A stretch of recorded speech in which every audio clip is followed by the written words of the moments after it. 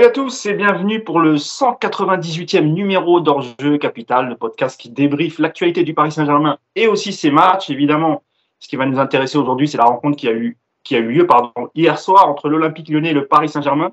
Victoire 1-0 des Parisiens, but de Lionel Messi en tout début de rencontre. On va revenir évidemment sur le match. On va aussi revenir sur l'interview de Luis Campos qu'il a donnée à RMC chez Jérôme Bretagne. On reviendra un peu sur le contenu de son interview, notamment sur le mercato dont il a dit qu'il n'était pas très content. On reviendra dessus. Et si on a un petit peu de temps, on parlera aussi de l'article qui est sorti dans le JDD hier concernant Kylian Mbappé. On reviendra sur tout ce qui a été dit là-dessus.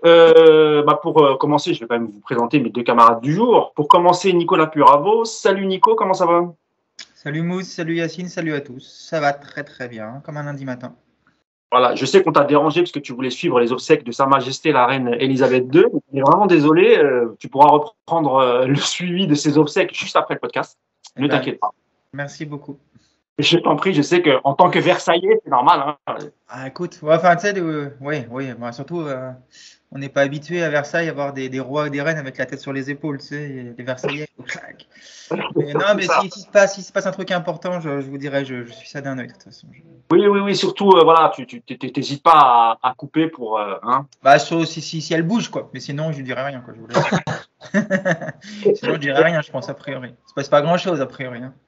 Il est incroyable. Il ne respecte vraiment rien. Mais bon, c'est aussi ce qui fait son charme.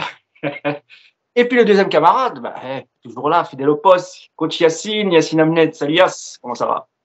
Salut à tous, ouais, ça va, merci. Ça va bien? Ouais. Je suis fatigué. T'es fatigué?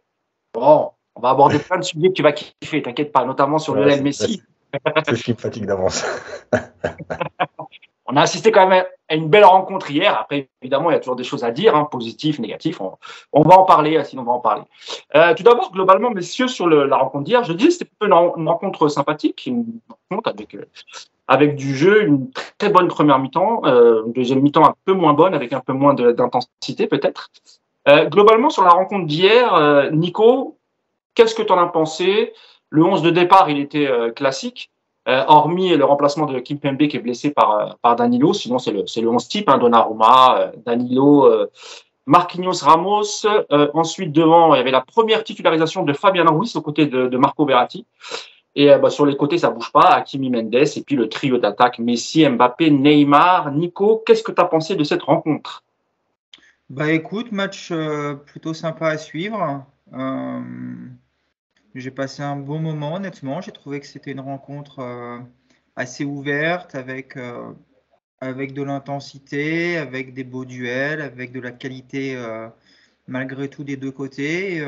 Ouais, j'ai pris plaisir. Voilà, j'avais regardé le multiplex dans l'après-midi, j'avais regardé Nantes-Lens aussi avant. Donc ça m'a fait du bien de voir un peu de beau foot, parce que franchement, c'était du beau foot malgré tout. Et puis, il y a plein de choses à dire de cette rencontre, mais écoute, quand on va comparer avec le match de milieu de semaine en Coupe d'Europe contre le Maccabi, je trouve que c'était nettement meilleur côté parisien, et à l'arrivée, succès amplement mérité, avec un score qui ne reflète pas vraiment la différence de niveau entre les deux équipes. Très bien, Nico, Yacine, même question, hein, globalement sur le match, qu'est-ce que tu en as pensé? Puis il faut dire aussi qu'il y avait une belle opposition en face. Avec un you, il me semble, Yacine, tu me diras si je me trompe, mais je ne regarde pas beaucoup de matchs, moi, vous le savez très bien. Mais il me semble quand même qu'ils ont changé de système pour affronter Lyon, hein, Yacine, c'est bien ça? Ouais, ils ont joué en 4-4-2. Alors c'était la tendance avant le match, parce que justement ils voulaient aligner Lacazette et Dembélé devant.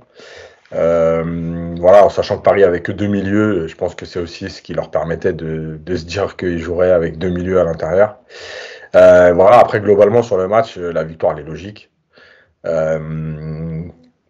C'était un bon match, pas un grand match, c'était un bon match. Voilà. Moi, je trouve que Paris a mieux défendu que ces derniers temps, même si je trouve encore que dans les temps faibles. Alors, en fait, c'est bizarre parce que parfois, tu as l'impression qu'ils concèdent beaucoup d'occasions. Des fois, non. Moi, j'ai revu le match parce que, pour plein de raisons qu'on évoquera après. Et en fait, je trouve que, en fait, ils ont concédé beaucoup de situations. Alors, pas d'occasion vraiment parce que j'avais dit avant le match, hein, Moi, je suis désolé, cette équipe de Lyon, elle me faisait pas peur du tout. Et en fait, on l'a vu, c'est-à-dire que dans les situations que Paris a concédées, il y avait un manque de justesse technique de côté de Lyon. Après, tu as la vraie grosse occasion de Lacazette qui peut quand même, alors peut-être pas changer le match, mais voilà, malgré tout, c'est quand même une occasion énorme. Donc voilà, il y a encore ces temps faibles. Et puis, il faudrait y revenir aussi, mais j'ai un truc sur la préparation. Il y a quand même une fatigue du côté du PSG, quoi. On sent quand même moins de vivacité, moins de joueurs capables de répéter des efforts par rapport au début de saison. Voilà. Yacine, avant de donner la parole à Nico, est-ce que tu peux me donner les stats globales du match, hein? Après, on parlera des stats des joueurs, mais parce que c'est intéressant aussi au nombre de tirs côté parisien et surtout grosse possession. Est-ce que tu peux nous dire globalement les grandes lignes des stats de ce match, Yass? Donc, il y a eu 15 tirs à 12 pour le PSG, 8 tirs cadrés à 3, 66% de possession de balle, 7 corners à 3, 14 centres, 55 duels gagnés pour le PSG, 42 pour Lyon, 14 fautes à 4, donc c'est le PSG qui a fait 4 fautes, et pourtant 2 cartons jaunes à 0 pour le PSG. Dont un pour Marco Verratti. Hein. Ouais. D'ailleurs, je ne sais pas si vous avez vu. Je sais pas si vous avez vu, on voyait bien à la caméra quand il lui disait pourquoi toujours moi, toujours moi. Oui. Parce que peut-être parce qu'il l'ouvre aussi beaucoup, c'est peut-être aussi pour ça. Non, même si je trouve qu'il s'est calmé depuis le début de saison, il n'a pas trop parlé par rapport à d'habitude. Tu trouves, toi? Ah ouais, je trouve qu'il y a un changement. Ah ouais, moi aussi je trouve qu'il parle moins que. Enfin, je trouve, hein, après, c'est pas. Autant sur Neymar, c'est flagrant, son changement de comportement, pas forcément lié aux arbitres, mais plutôt quand il subit, il se plaint quasiment plus. Sur Verratti, je trouve que, voilà, moi je trouve qu'il n'y a pas beaucoup de changements. Mais, ouais, chacun son avis.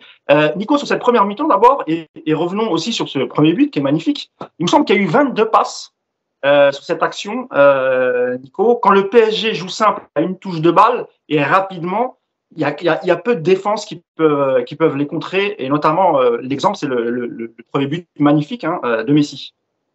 Oui, bah, c'est pas que le PSG, hein, c'est que quand tu as de la qualité technique dans ton équipe et que tu joues vite et précis, bah, forcément c'est difficile de défendre. Ce qui est intéressant sur ce premier but, c'est qu'il y a d'abord une phase de possession pour un petit peu replacer tout le monde, pour fixer également les Lyonnais, notamment au milieu. Et puis il y a une accélération avec beaucoup de justesse. Et puis c'est conclu effectivement par ce 1-2 Neymar-Messi. Ça va très vite, c'est très efficace. Et les Lyonnais ne défendent pas spécialement mal en plus sur cette action, j'ai l'impression. Mais c'est juste que ça va trop vite et que tu ne peux pas faire grand-chose. Donc ouais, c'est un très joli but.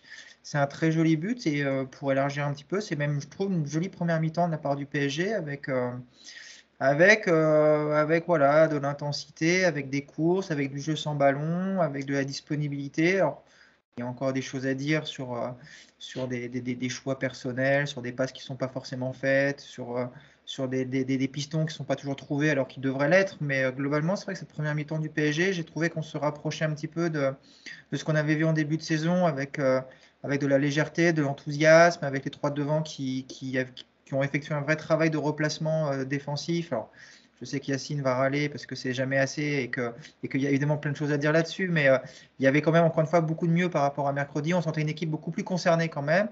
Et non, vraiment, dans cette première mi-temps, j'ai trouvé de qualité. Et, effectivement, Lyon a l'occasion de revenir à un partout avec sa tête de Lacazette, mais le PSG a aussi des occasions énormes en première mi-temps. Et c'est une première mi-temps. Ça va arriver un jour, c'était déjà arrivé à Lille, mais voilà, quand cette équipe va être dans des soirs de réussite, cette première mi-temps, elle peut être bouclée 3-4-1, et puis le match est déjà terminé, tu vois. Donc, non, belle première mi-temps. Moi, j'ai trouvé que c'était cohérent et plutôt dans le bon esprit en plus. C'est vrai, Yass, que comme le disait Nico, sur cette première mi-temps, on a retrouvé un peu le vrai bloc parisien. C'est vrai que les trois devant ont fourni quelques efforts. Alors, vers la fin de la première mi-temps, ils se sont un peu calmés, et c'est vrai qu'en deuxième mi-temps, ils ont fait un peu moins les efforts, mais comme l'a dit Nicolas, ça ressemble un peu au PSG qu'on avait bien aimé du début de saison, où il y a eu du mouvement, de la vitesse. Il y a aussi le contre-pressing à la perte de balle. On a vu les Parisiens vraiment très actifs à ce niveau-là. Sur cette première mi-temps, tu penses comme Nicolas, c'était globalement une très bonne première mi-temps du PSG, au vu de ce qu'on a vu les matchs précédents, Yacine, faut le préciser. Hein. Ouais, c'était une bonne première mi-temps parce qu'il y a eu du contre-pressing, mais en fait, surtout, au-delà du contre-pressing qui est toujours intéressant, c'est que le bloc n'a pas reculé. Et donc, l'équipe n'a pas été coupée en deux. Et c'est ce qui posait problème depuis 2 semaines. C'est que l'équipe, à un moment donné du match, se retrouvait coupée en deux. D'ailleurs, je ne sais pas si vous avez entendu, mais par exemple, Galtier, il a même dit que Ramos avait même trop avancé Oui. parfois. Voilà, mais moi, à la limite, moi, je préfère un joueur qui avance beaucoup, parce que déjà, un, il sait qu'il est en difficulté dans la profondeur, et deux, parce que ça maintient le bloc équipe très haut, qu'un joueur qui va reculer pour soi-disant donner de l'équilibre, et finalement, c'est là que tu donnes pas d'équilibre. Donc, oui, c'était bien de ce côté-là. Avec le ballon, c'était bien aussi parce que, en fait, je trouve que Lyon n'a pas n'est pas venu chercher Paris. En fait, ils sont venus chercher en tout début de match. On a vu un gros pressing où tout le monde était là-haut. Ça a duré 3 minutes. Mais après le premier but, ça les a calmés. Donc, ils se sont mis en bloc. Dire, ouais. Ouais. Ils se sont mis en bloc un peu plus bas. Ils étaient plus compacts. Et du coup, Paris a beaucoup manœuvré pour trouver justement des intervalles, ce qui est logique parce que Lyon n'a pas joué cette semaine. Donc, ils étaient déjà plus frais. Parce que quand tu alignes un 4-4-2, bah, tu as des repères qui sont beaucoup plus simples pour coulisser, etc. Donc voilà, il y a eu ces... Je te coupe 2 secondes, parce que je voudrais ton avis, puis tu me diras aussi, Nico, sur le milieu de terrain lyonnais, qui était assez jeune finalement, hein, c'était pas un risque, une prise de risque quand même de Peter Bosz de mettre Cacré et Le Penant comme ça face à une équipe comme le Paris Saint-Germain? Après, Le Penant, il est rentré à la mi-temps, mais après la mi-temps, c'est Ah oui, Tolisso qui ouais, joue. non, pardon. C'était le milieu de terrain, Tolisso. c'était Cacré. Tolisso. Tolisso, pardon, oui, c'est vrai, excusez-moi. Pardon. Ouais, après, on sait que Tolisso aussi, il a une longue période, il n'a pas beaucoup joué au Bayern, donc il reprend du rythme. Mais je pense que c'était pas un risque, c'est juste qu'aujourd'hui, Lyon n'a pas non plus. Enfin, je veux dire, moi, je l'avais dit, j'avais dit en rigolant que je regarderais normalement le match en tongue, parce que je savais, il y a quand même des grosses lacunes aujourd'hui à Lyon, et qu'il n'y a pas des joueurs de très haut niveau. Il y a des bons joueurs, techniquement, il y a des joueurs qui sont capables, mais malgré tout, voilà, contre Monaco, par exemple, effectivement, ils ne méritent pas de perdre. Ils ont beaucoup d'occasions. Mais dans la tenue du ballon, sur les 10 premières journées, tu as quand même un Lyon qui est déficient, qui est irrégulier, voilà, qui est capable par des éclairs, parce qu'encore une fois, il y a des bons joueurs. Mais globalement, je trouve que Lyon n'est pas venu forcément chercher Paris, et on a bien vu que Paris essayait de trouver les bons moments pour décaler. Il y a eu beaucoup de séquences de possession à une ou deux touches où on donne, on bouge, on donne, on bouge. Donc c'est ça qui était intéressant. Après, effectivement, je pense que, encore une fois, le hic sur la possession de balle, c'est l'utilisation des couloirs. Voilà, on l'a vu sur l'action, par exemple, avec Hakimi, où il est lancé en profondeur. Il y a encore cette lacune, on ne l'utilise pas assez. Et je répète encore une fois, c'est pas de l'utiliser pour l'utiliser et dire on a des joueurs de couloir, on leur donne le ballon. C'est au bon moment et c'est aussi d'aller parfois chercher ce que je vais appeler inutilement. Pour faire coulisser le bloc adverse, donc déjà les faire courir et leur dire leur mettre le doute en disant oui, attention, on est capable d'aller les chercher. Si tu combines tout le temps à l'intérieur, à l'intérieur, à l'intérieur, bah ouais, à un moment donné, il y a beaucoup de densité. Alors, comme sur l'action du but, ça peut passer de temps en temps. Mais globalement, il va falloir se servir des latéraux quand même un peu plus souvent. Très bien, bah oui, surtout que le système s'y prête. Si tu mets ce système, c'est aussi pour utiliser les latéraux. Et c'est vrai que depuis le début de saison, alors peut-être plus du côté de Mendes, ça joue plus du côté gauche. Bon, après, c'est normal, hein, tu as toujours Neymar et Mbappé qui sont dans ce secteur de jeu. C'est vrai que côté droit, ils pas. Mais tu as Messi qui aime bien aussi venir et aller chercher là-bas côté gauche. Bah, il s'est baladé sur toute la largeur hier, Messi. Tu le voyais à droite, au milieu, à gauche. Sur le système lyonnais, Nico, pareil, hein, même question. Hein, qu'est-ce que tu as pensé de cette équipe lyonnaise en première mi-temps, le système qu'a mis en place Peter Bosz? Je crois que tous les coachs maintenant ont repéré la faille parisienne du côté de Sergio Ramos. Donc, il a voulu mettre un peu de vitesse avec Toko Ekambi. On a vu que parfois, il a été en difficulté, Nico, mais parfois aussi, il a eu des bons gestes défensifs. Qu'est-ce que tu as pensé globalement de cette équipe lyonnaise? Non, l'équipe lyonnaise, elle rate sa première mi-temps, franchement. Elle est, moi, je la trouve. C'est paradoxal parce qu'ils ont leurs meilleures occasions en première mi-temps, mais ils sont meilleurs en deuxième, je trouve, les Lyonnais, dans la cohérence du jeu. La première mi-temps lyonnaise, elle n'est pas bonne parce que, comme le dit Yacine, il y a un pressing qui dure 3 minutes avant de s'éteindre, même avant le but, en fait. Hein. La première sortie de balle du PSG, ça les a calmés tout de suite. Ils se sont rendus compte que pour piquer la balle au PSG et les faire courir énormément. C'était flagrant, Ouais. c'est vrai. Ils ont renoncé, franchement, au bout de 2 minutes, ils ont déjà arrêté le pressing, même avant le but, hein. Et c'est assez étonnant parce qu'on a vu ces derniers temps que pour déranger justement le PSG, il faut les presser haut. Si tu restes sur un bloc bas ou médian, bah, tu sais que forcément tu vas te faire punir au bout d'un moment. Et puis surtout, tu as surtout en première mi-temps, ils sont pénalisés par Tolisso et Cacré qui font de très mauvaises premières mi-temps. Tolisso, dans l'utilisation du ballon, c'est très très mauvais en première mi-temps, même s'il y a une bonne passe pour la casette, mais globalement, il perd beaucoup beaucoup de ballons et avec un volume de jeu très très très limité. Et même Cacré, qui est pourtant un joueur que j'aime bien, en première mi-temps, il est pas bon. Cacré, il perd énormément de balles, il perd beaucoup de duels. Donc, c'est compliqué quand tes deux milieux de terrain dans le cœur du jeu ne sont pas au niveau. Donc, ça a été très vite en faveur du PSG. Puis en plus, encore une fois, on a vu l'intelligence d'un Neymar ou d'un Messi qui sont très très souvent venus s'intercaler aussi au milieu entre les lignes. Ça a fait une supériorité numérique pour le PSG. Honnêtement, la première mi-temps du PSG, elle est assez sereine au niveau du cœur du jeu, je trouve, hein.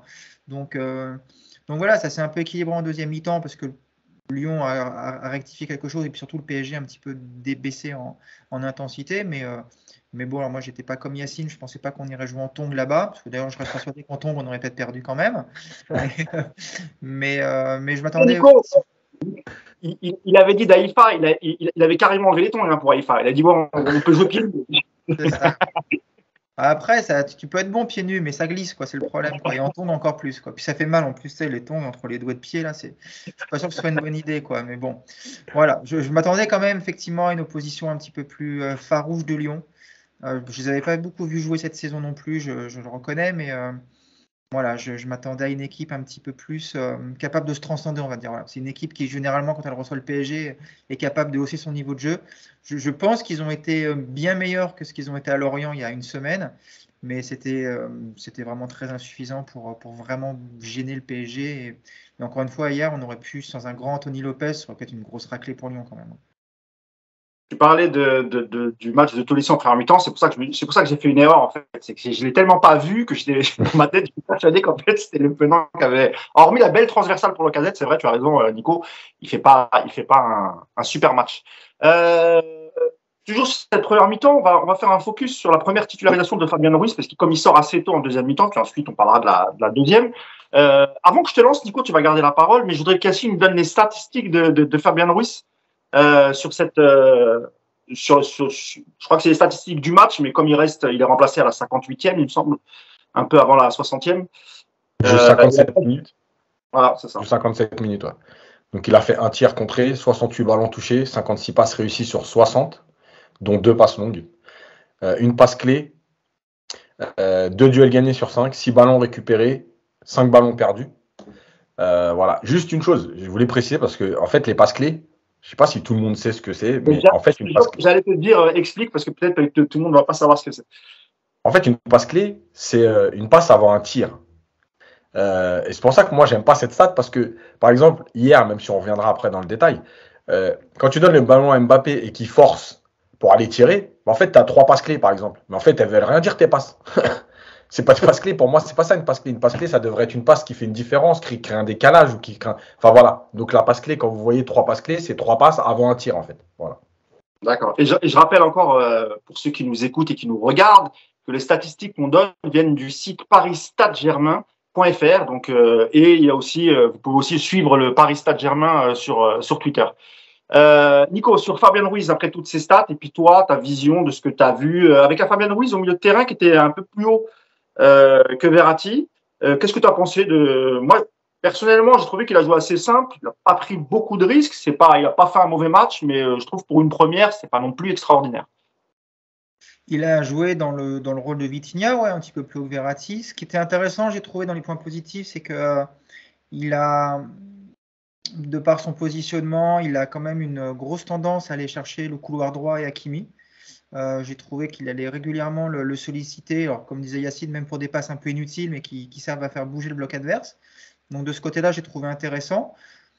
Peut-être la volonté de trop bien faire pour une première titularisation. C'est vrai qu'il a été Alors, je ne vais pas le comparer à la première de Renato Sanchez qui avait été vraiment très très timide. Là, on est quand même sur un niveau largement au-dessus. Mais ouais, c'est vrai qu'on a senti qu'il en avait encore un peu sous la semelle, mais qu'il y avait la volonté de très bien faire, de pas perdre trop de ballons, de pas prendre trop de risques non plus. Mais voilà, on sent qu'il y a une qualité de football. Je me demande quand même si c'est pas un joueur qui serait plus à l'aise dans un milieu à 3 devant la défense. C'est le cas. Si, Ouais, si. je pense que typiquement ce profil-là, alors toute comparaison, je trouve que dans ses allures, dans sa manière de jouer au ballon, il y a du Thiago Motta un petit peu dans la manière de se comporter sur le terrain. Je le trouve très élégant, j'aime bien sa vision du jeu. Maintenant, dans un milieu à deux, voilà, j'attends de le revoir. Hier, il m'a laissé un petit peu sur ma faim malgré tout, même s'il est pas loin de marquer un but et qu'il fait des bonnes choses. Voilà, pour une première titularisation à Lyon, qui plus est, avec les automatismes qui sont forcément pas encore au top avec les autres, j'ai trouvé que c'était quand même une première plutôt intéressante et j'ai été même un petit peu surpris qu'il sorte aussitôt. Je pensais que Galtier donnerait un petit peu plus de temps de jeu. Ok, après je pense que c'était, à mon avis, c'était prévu et je pense que Galtier a dû l'avertir parce que manque de rythme et comme tu joues tous les 3 jours, c'est difficile de préparer les matchs suivants. Il y a beaucoup de récup, donc forcément c'est pas évident. Yacine, pareil, hein, qu'est-ce que tu as pensé globalement du match de Fabian Ruiz sur son positionnement? Est-ce que tu es d'accord avec Nico? Il a fait un match plutôt neutre, pas mauvais, hein, mais il y a eu peu de prise de risque. Et il faut lui laisser un peu de temps. Il en aura sans doute, hein, parce qu'on rappelle que Marco Verratti est sorti sur blessure. Donc, qu'est-ce que tu as pensé de son match, Payas? Bah, écoute, alors déjà sur le changement, je pense que si Paris avait été efficace et mené 3-0 comme ça aurait dû être le cas, je pense qu'il aurait joué plus longtemps. C'est que mon avis, hein, j'ai pas d'infos, mais tu vois, le fait à un moment donné d'être que à 1-0 malgré tout, voilà, quand il doit faire sortir ou Verratti ou Fabian Ruiz, je pense qu'il se dit plus, moi avec Verratti en faisant rentrer Vitinha, il y a des automatismes plus importants, il y a cette sécurité de savoir ce que vaut déjà Verratti, tu vois, voilà. Je pense que si Paris menait, je pense qu'il aurait joué plus longtemps. Sur son match, oui, je le trouvais pas neutre, mais intéressant dans l'utilisation du ballon, sans prendre de risques, sans prendre de vrais risques. Il y a deux, trois situations, bon, peut-être pas autant, ouais, une ou deux situations en première mi-temps, par exemple, où on sent qu'il veut se mettre sur son pied gauche pour frapper, mais il n'ose pas vraiment, il recherche encore une passe. Voilà, c'est logique parce que c'est un premier match. C'est toujours le problème de titulariser pour la première fois dans un match important, entre guillemets, parce que Lyon, ça reste voilà, un match important dans la saison, en championnat. Il manquait d'automatisme, de repères. Il ne voulait pas être non plus celui qui allait faire l'erreur qui te coûte quelque chose. C'est toujours comme ça quand tu fais ton premier match. Donc, oui, tu sentais un peu de retenue. Évidemment, sans être à l'extrême comme la première de Renato, mais voilà, on sentait qu'il n'osait pas trop prendre de risques. Malgré tout, voilà, il a fait des choses simples mais intéressantes. Et son positionnement aussi, on a vu en fait, il a essayé de se positionner un peu comme Vitinha, mais on sent par exemple tout de suite le manque de vivacité par rapport à Vitinha. Tu vois, dans les déplacements, il est moins capable de tout de suite aller faire une course de 5-6 mètres très rapide pour aller se placer entre les lignes. Il a un peu plus de lenteur. Donc voilà, évidemment que enfin, on sait que historiquement, oui, il est meilleur dans un milieu à 3. Maintenant, vu que Paris n'est pas parti pour jouer comme ça, il va falloir qu'il s'adapte, c'est tout. Par contre, au première mi-temps, Yass, il me semble que c'est lui qui récupère le plus de ballons. C'est Fabian Ruiz, il me semble, hein. J'avais vu passer la stat. Ok, Je moi je crois sais que pas, mais ouais. il récupère pas mal de ballons. Sur son association, Nicolas, avec Verratti, qu'est-ce que toi, t'en as pensé? Comme l'a dit Yass, hein, il était à peu près dans le même rôle que Vitinha, mais est-ce que tu as trouvé, alors c'est la première fois qu'ils jouent ensemble aussi, hein, enfin, qu'ils sont titularisés au même moment. Qu'est-ce que tu as pensé de cette paire de milieux et Verratti qui fait un très bon match encore, hein. Bah, c'est ce que je te dis tout à l'heure. C'était pour une première, honnêtement, avec des automatismes très réduits. J'ai trouvé que c'était pas mal.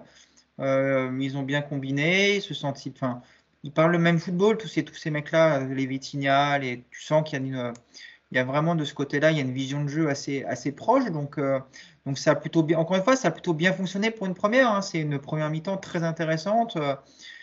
Je trouve qu'il a été un petit peu trop discret dans ses choix.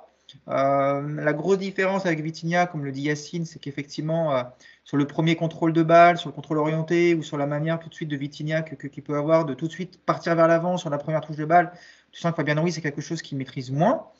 Mais par contre, sur la qualité de ballon, sur la vision, sur la protection de balle, sur les duels, enfin, franchement, c'est un joueur qui est sympa. Après, il y a aussi c'est une donnée qui comptera peut-être plus tard dans la saison, c'est qu'il a un gabarit qui est vraiment très différent des deux autres, et que quand tu as besoin de taille ou d'un petit peu de densité physique au milieu, il va forcément te faire du bien, parce que on l'a vu hier, c'est un beau bébé, et que quand il gagne 6 ballons, c'est pas anodin dans les duels, bah oui, il est un peu plus costaud que Vitinha et Verratti. Donc honnêtement, c'est une première très intéressante.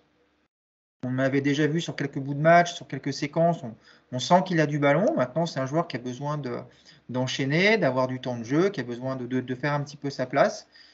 Je le redis, je pense que malgré tout, il sera toujours en deçà de ses capacités dans un milieu à deux et qu'on ne va pas l'exploiter au maximum parce que oui, il va s'adapter, oui, il va prendre ses marques, mais c'est vraiment typiquement un joueur qui serait capable d'exploser dans un rôle de sentinelle avec deux relayeurs devant lui. Donc à revoir sur d'autres matchs, mais encore une fois, pour une première à Lyon qui malgré tout est un des deux gros matchs de Ligue 1 de la saison, bah, il fait une heure de jeu plus que correcte. Yacine, on va parler de Verratti un petit peu, parce que je le disais, hein, tu nous donneras les stats avant de me répondre, Yacine. Avant qu'il ne sorte, c'est un des Parisiens qui touche le plus de ballons. Il en récupère pas mal aussi. Si tu peux nous donner les stats, et puis tu nous diras ce que tu as pensé de son match. Et je vous demanderai à tous les deux, pour vous, parce qu'on va attendre d'abord les résultats des examens. Là, il y a une trêve de 15 jours. Peut-être qu'il sera rétabli en 15 jours, et peut-être que c'est juste un coup et que ce ne sera pas très grave, mais vous me direz au cas où c'est une vraie blessure et qu'il y a une vraie absence, selon vous, qui maintenant au milieu pour remplacer Verratti? Mais d'abord son match, Yacine.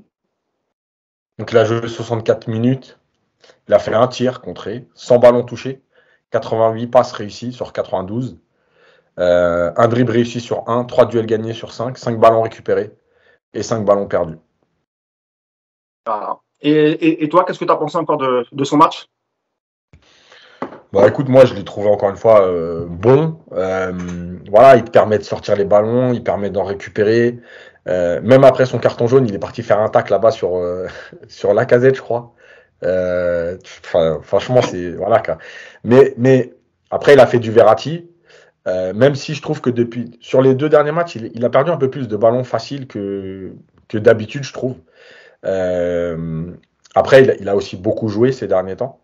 Donc voilà, il enchaîne, il est bien, il a beaucoup couru, il a pressé, il a apporté encore une fois. L'action du premier but, même si c'est pas une passe exceptionnelle, c'est une action qu'on a vu beaucoup cette saison, c'est-à-dire que c'est lui qui trouve Messi à l'intérieur du jeu sur une passe de 10 mètres, mais qui fait mal à l'adversaire parce qu'elle vient à l'intérieur de cette densité et que tu les obliges à courir vers leur but. Messi, avec sa qualité technique, ben oui, son contrôle est réussi. Après, il peut aller chercher Neymar. Enfin voilà, c'est souvent le point de départ.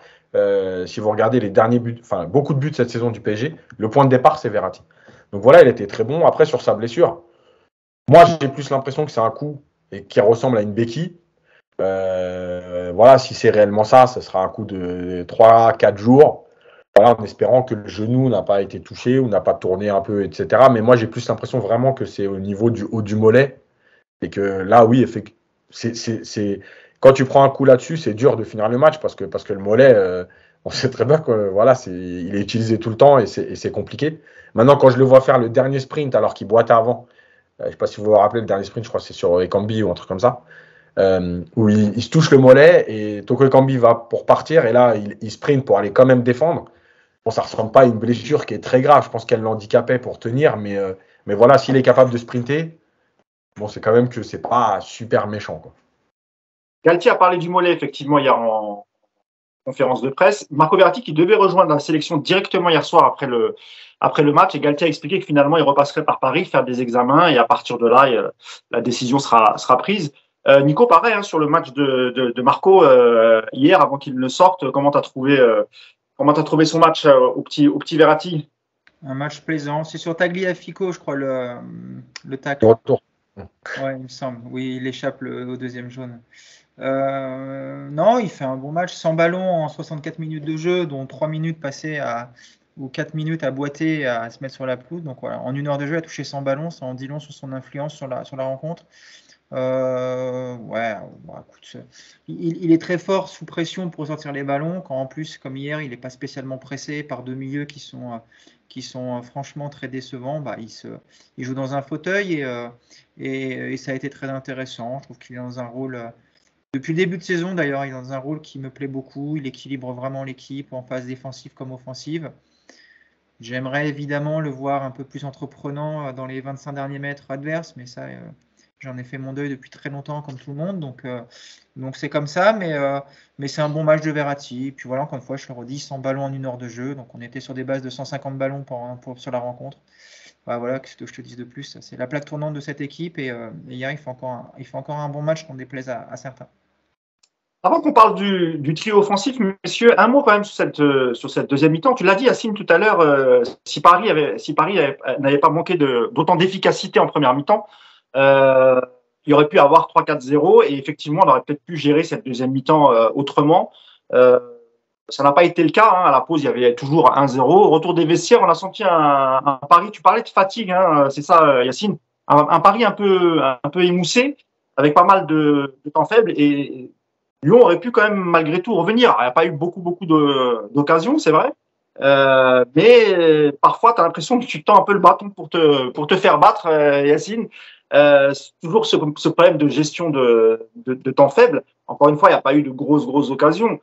Mais Paris en a eu quelques-unes en seconde mi-temps. Est-ce que selon toi, c'est l'enchaînement des matchs tous les 3 jours avec une équipe type? Donc c'est souvent les mêmes joueurs qui jouent. Hier encore, Yacine, on a vu que niveau coaching, c'était pas trop ça. Faire rentrer un Carlos Soler, par exemple, à la 85e, je vois pas l'utilité. Globalement, qu'est-ce que tu as pensé de cette deuxième mi-temps? Puis pareil, après Nico, tu répondras à la question. Je pense qu'on est obligé de tenir compte de la fatigue parce que Paris enchaîne les matchs, que Lyon a un match par semaine, donc déjà c'est quand même une grosse différence. La deuxième chose, c'est qu'effectivement Galtier fait pas beaucoup tourner depuis le début de saison. Et la semaine dernière, il avait déjà expliqué que, en fait, je sais pas de quel côté me placer. C'est-à-dire que je comprends qu'il avait besoin d'avoir une équipe type qui enchaîne les matchs pour avoir des automatismes. Je comprends aussi que pour l'instant, il y avait Marseille et Lens qui tenaient la route. Donc, te dire, c'est pas le moment de perdre des points en route. Je suis obligé de faire une parenthèse sur la préparation parce qu'il y a beaucoup de choses qui ont été dites dans le début de saison. La préparation, on savait qu'elle allait être un peu différente dans le sens où il y a beaucoup de matchs en très peu de temps à cause de la Coupe du Monde et qu'il fallait prendre le maximum de points, donc être prêt très vite parce qu'il y a la Ligue des Champions et que d'habitude, la Ligue des Champions, tu fais ton 6e match autour de début décembre et que là, le 10 novembre, tu auras déjà fini la phase de poule de Ligue des Champions.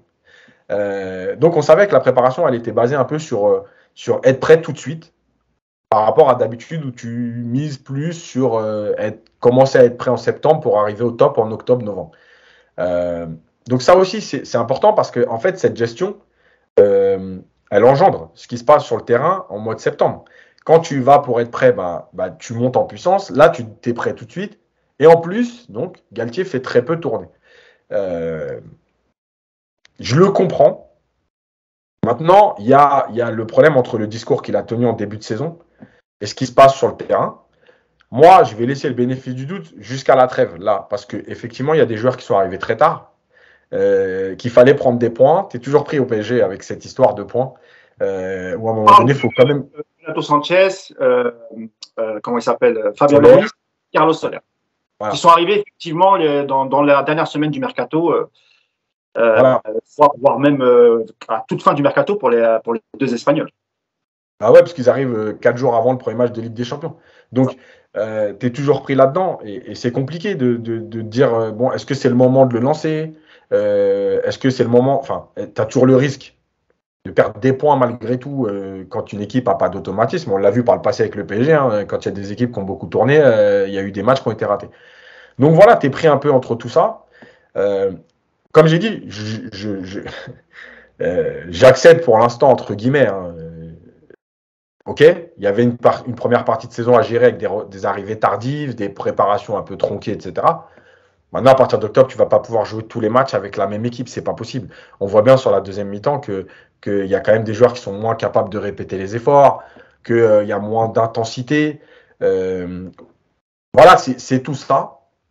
Maintenant, comme je dis, on verra après la trêve si réellement Galtier décide de mettre son discours enfin, d'être en rapport avec le discours qu'il a tenu en début de saison en disant il y aura du turnover, il y a des joueurs, personne ne sera protégé, c'est d'abord le collectif, etc. On rappelle encore hier que Sarabia était sur le banc, qu'Ekitike était sur le banc. Ils n'ont pas joué une seule seconde. Encore une fois, moi, je trouve ça très dur pour Sarabia, qui a accepté de rester et à qui on ne donne pas beaucoup de temps de jeu. Et lui aussi, il doit se préparer pour cette Coupe du Monde. Écoute, on verra. Surtout qu'il avait fait une bonne préparation et 2 premiers matchs officiels plutôt bons. Donc, c'est pas comme s'il était passé au travers. Exactement. Nico, sur cette deuxième mi-temps, pareil, est-ce que tu penses comme Yacine qu'il y a un peu de fatigue chez cette équipe? Il y a de la fatigue, mais il y a aussi de la gestion, je pense, en deuxième mi-temps, parce que s'il y avait vraiment que de la fatigue, on a effectivement vu entre la 50e et la 70e une vraie baisse de rythme. Par contre, les 15 dernières minutes, le PSG remet un peu de rythme et se crée beaucoup d'occasions. Donc, moi, j'ai plus l'impression que c'est de la gestion. Alors, lié effectivement aussi à la fatigue, à la Coupe du Monde qui arrive dans 1 mois et demi maintenant. Donc tout ça mélangé fait qu'effectivement, le PSG a encore des différences d'intensité dans ces rencontres. C'est pas nouveau. Je trouve aussi dommage de ne pas faire plus tourner. Moi, je pense à Bernat également. Je pense qu'il y a de quoi faire tourner davantage cette équipe. Le souci de Galtier aujourd'hui, c'est qu'il y a, comme le dit Yacine, effectivement une volonté de prendre les points. Ça, c'est une évidence et c'est normal à ce niveau de la saison. Travailler une équipe type, on ne peut pas s'en plaindre aujourd'hui. Quand on a parlé pendant 1 an et demi de Pochettino, alors ce n'était pas que de sa faute, mais on a eu je ne sais plus combien, 40 ou 50 compositions d'équipes différentes. Donc on ne peut pas se plaindre aujourd'hui d'avoir enfin une équipe type qui travaille ensemble et qui progresse. Mais effectivement, il va falloir également insuffler du sang neuf. Le problème, c'est que aujourd'hui, les possibilités pour insuffler du sang neuf, c'est les 2 postes du milieu, sur lesquels on voit qu'il n'a aucun problème à faire des changements. C'est un petit peu en défense, mais pas tant que ça, parce qu'avec la blessure de Kimpembe, bah, il te manque quand même du monde. Et que là où tu aurais peut-être besoin le plus de faire tourner, c'est devant. Mais que les 3 de devant, politiquement, tu ne peux pas aujourd'hui faire tout ce que tu as envie de faire. Je pense qu'il aimerait bien mettre Sarabia de temps en temps sur un match complet. Toi, par exemple, contre le Maccabi Haïfa, je pense que Sarabia titulaire au début du match, à la place d'un des 3, ça choque personne, parce que tu as les moyens de gagner sans un des 3. Mais tu peux pas. Tu peux pas aujourd'hui faire ça, parce que tu vas t'attirer des problèmes. Donc, il y a un petit peu de tout ça aujourd'hui. Et on verra après la Coupe du Monde, de toute façon, parce que là, je pense que jusqu'à la Coupe du Monde, on va tourner comme ça. Et après la Coupe du Monde, il faudra effectivement que Galtier réussisse à un petit peu insuffler de ton œuvre, parce que tu peux pas faire une saison à 12 ou 13 joueurs, c'est pas possible. Messieurs, ouvrons tout de suite le dossier Mbappé. Ça fait quelques matchs, alors c'est pas depuis le début de saison, parce que quand on voit un peu ses stats quand même, on peut pas dire qu'il fasse un mauvais début de saison. Par contre, sur les 2-3 derniers matchs, et je vais te laisser la parole, Nico, comme ça tu vas enchaîner sur Mbappé. Et notamment hier, on a vu un Mbappé un peu brouillon, qui a fait beaucoup de mauvais choix, et qui a oublié aussi parfois ses partenaires, dont son ami Achraf Hakimi par 2 fois. Il fait clairement un mauvais match hier, Kylian Mbappé. Hein. Et ça date pas que d'hier, ça fait aller 2-3 matchs. Tu me diras ce que tu en penses, Nico. Mais oui, clairement, on sent qu'il y a un souci. Alors, je sais pas si c'est dans la tête, si c'est physiquement, si c'est de la fatigue. Mais en tout cas, que ce soit dans l'attitude et même dans le jeu, c'est pas terrible Mbappé en ce moment, Nico. Hein. Ouais,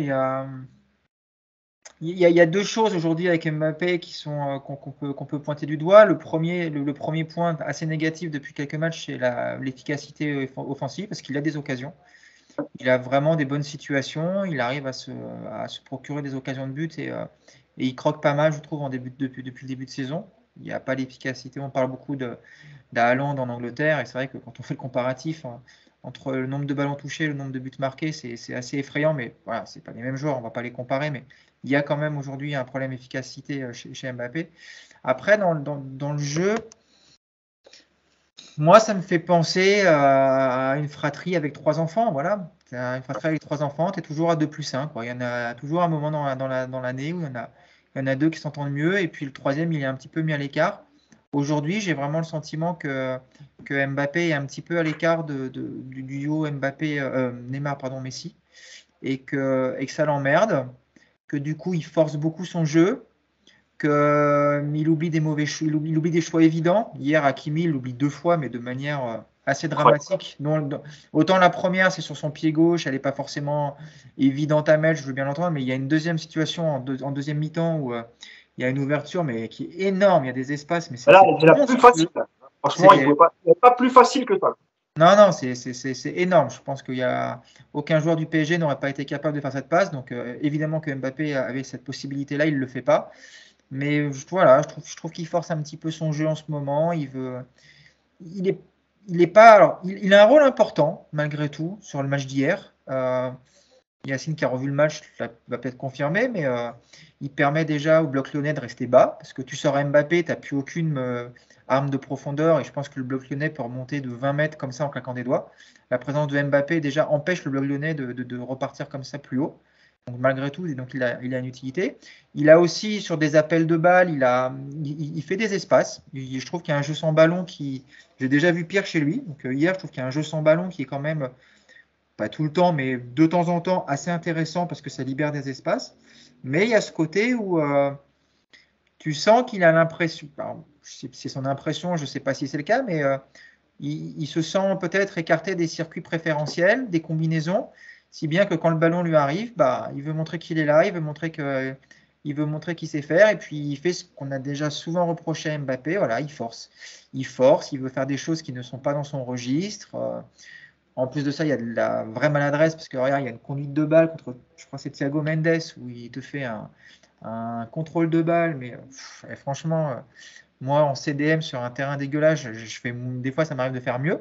Donc voilà, je vais pas parler d'un problème Mbappé ou d'une crise à venir, mais il y a une période de moins bien, c'est clair, et puis je suis persuadé que ça va être assez rapidement réglé. Et, on va après parler de son statut au sein du club, de son contrat et tout ça, parce qu'il y a peut-être aussi, au-delà du sportif, d'autres arguments. Mais en tout cas, sur ce qu'on a vu hier sur le terrain, voilà ce que moi je peux dire de lui. Et voilà, c'était évidemment hier un match très décevant pour un joueur de ce niveau. Merci Nico. Yacine, la même question sur Mbappé. Hein. Globalement, depuis 2-3 matchs, on se sent beaucoup moins bien. Et ce que vient de dire Nico sur le circuit préférentiel, par exemple, entre Messi et Neymar, et la comparaison, par exemple, avec un Mbappé, si au début de saison, cherchait beaucoup à combiner avec Hakimi, hier, il n'a pas voulu combiner avec lui. Mais c'est vrai qu'on sent, par exemple, chez Messi et Neymar, un vrai plaisir de jouer ensemble. Il y avait beaucoup de sourires entre eux, beaucoup de complicité. Et c'est vrai que ces derniers matchs, on voit plutôt Mbappé peut-être un peu esselé. Nicolas dit qu'il force un peu son jeu.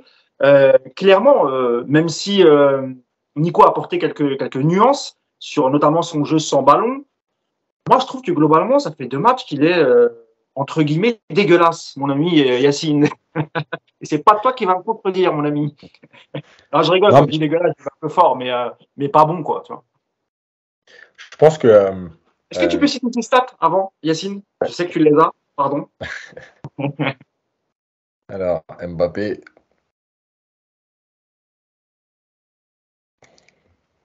Ça arrive, les amis, ça arrive. Ne vous inquiétez pas. Alors, tellement de 3 tirs encadrés, 62 ballons touchés, une passe clé, 5 dribbles réussis sur 9, 10 duels gagnés sur 15, 15 ballons perdus, 1 ballon récupéré et 2 fautes subies. Le ballon récupéré, c'est à la fin du match quand ils sont entrés au vestiaire. Hein. Ouais. Ça veut dire qu'il n'y en a pas eu dans le jeu, sinon. Je ne vois pas récupérer un ballon. Hier. C'est peut-être un contre favorable, c'est-on jamais.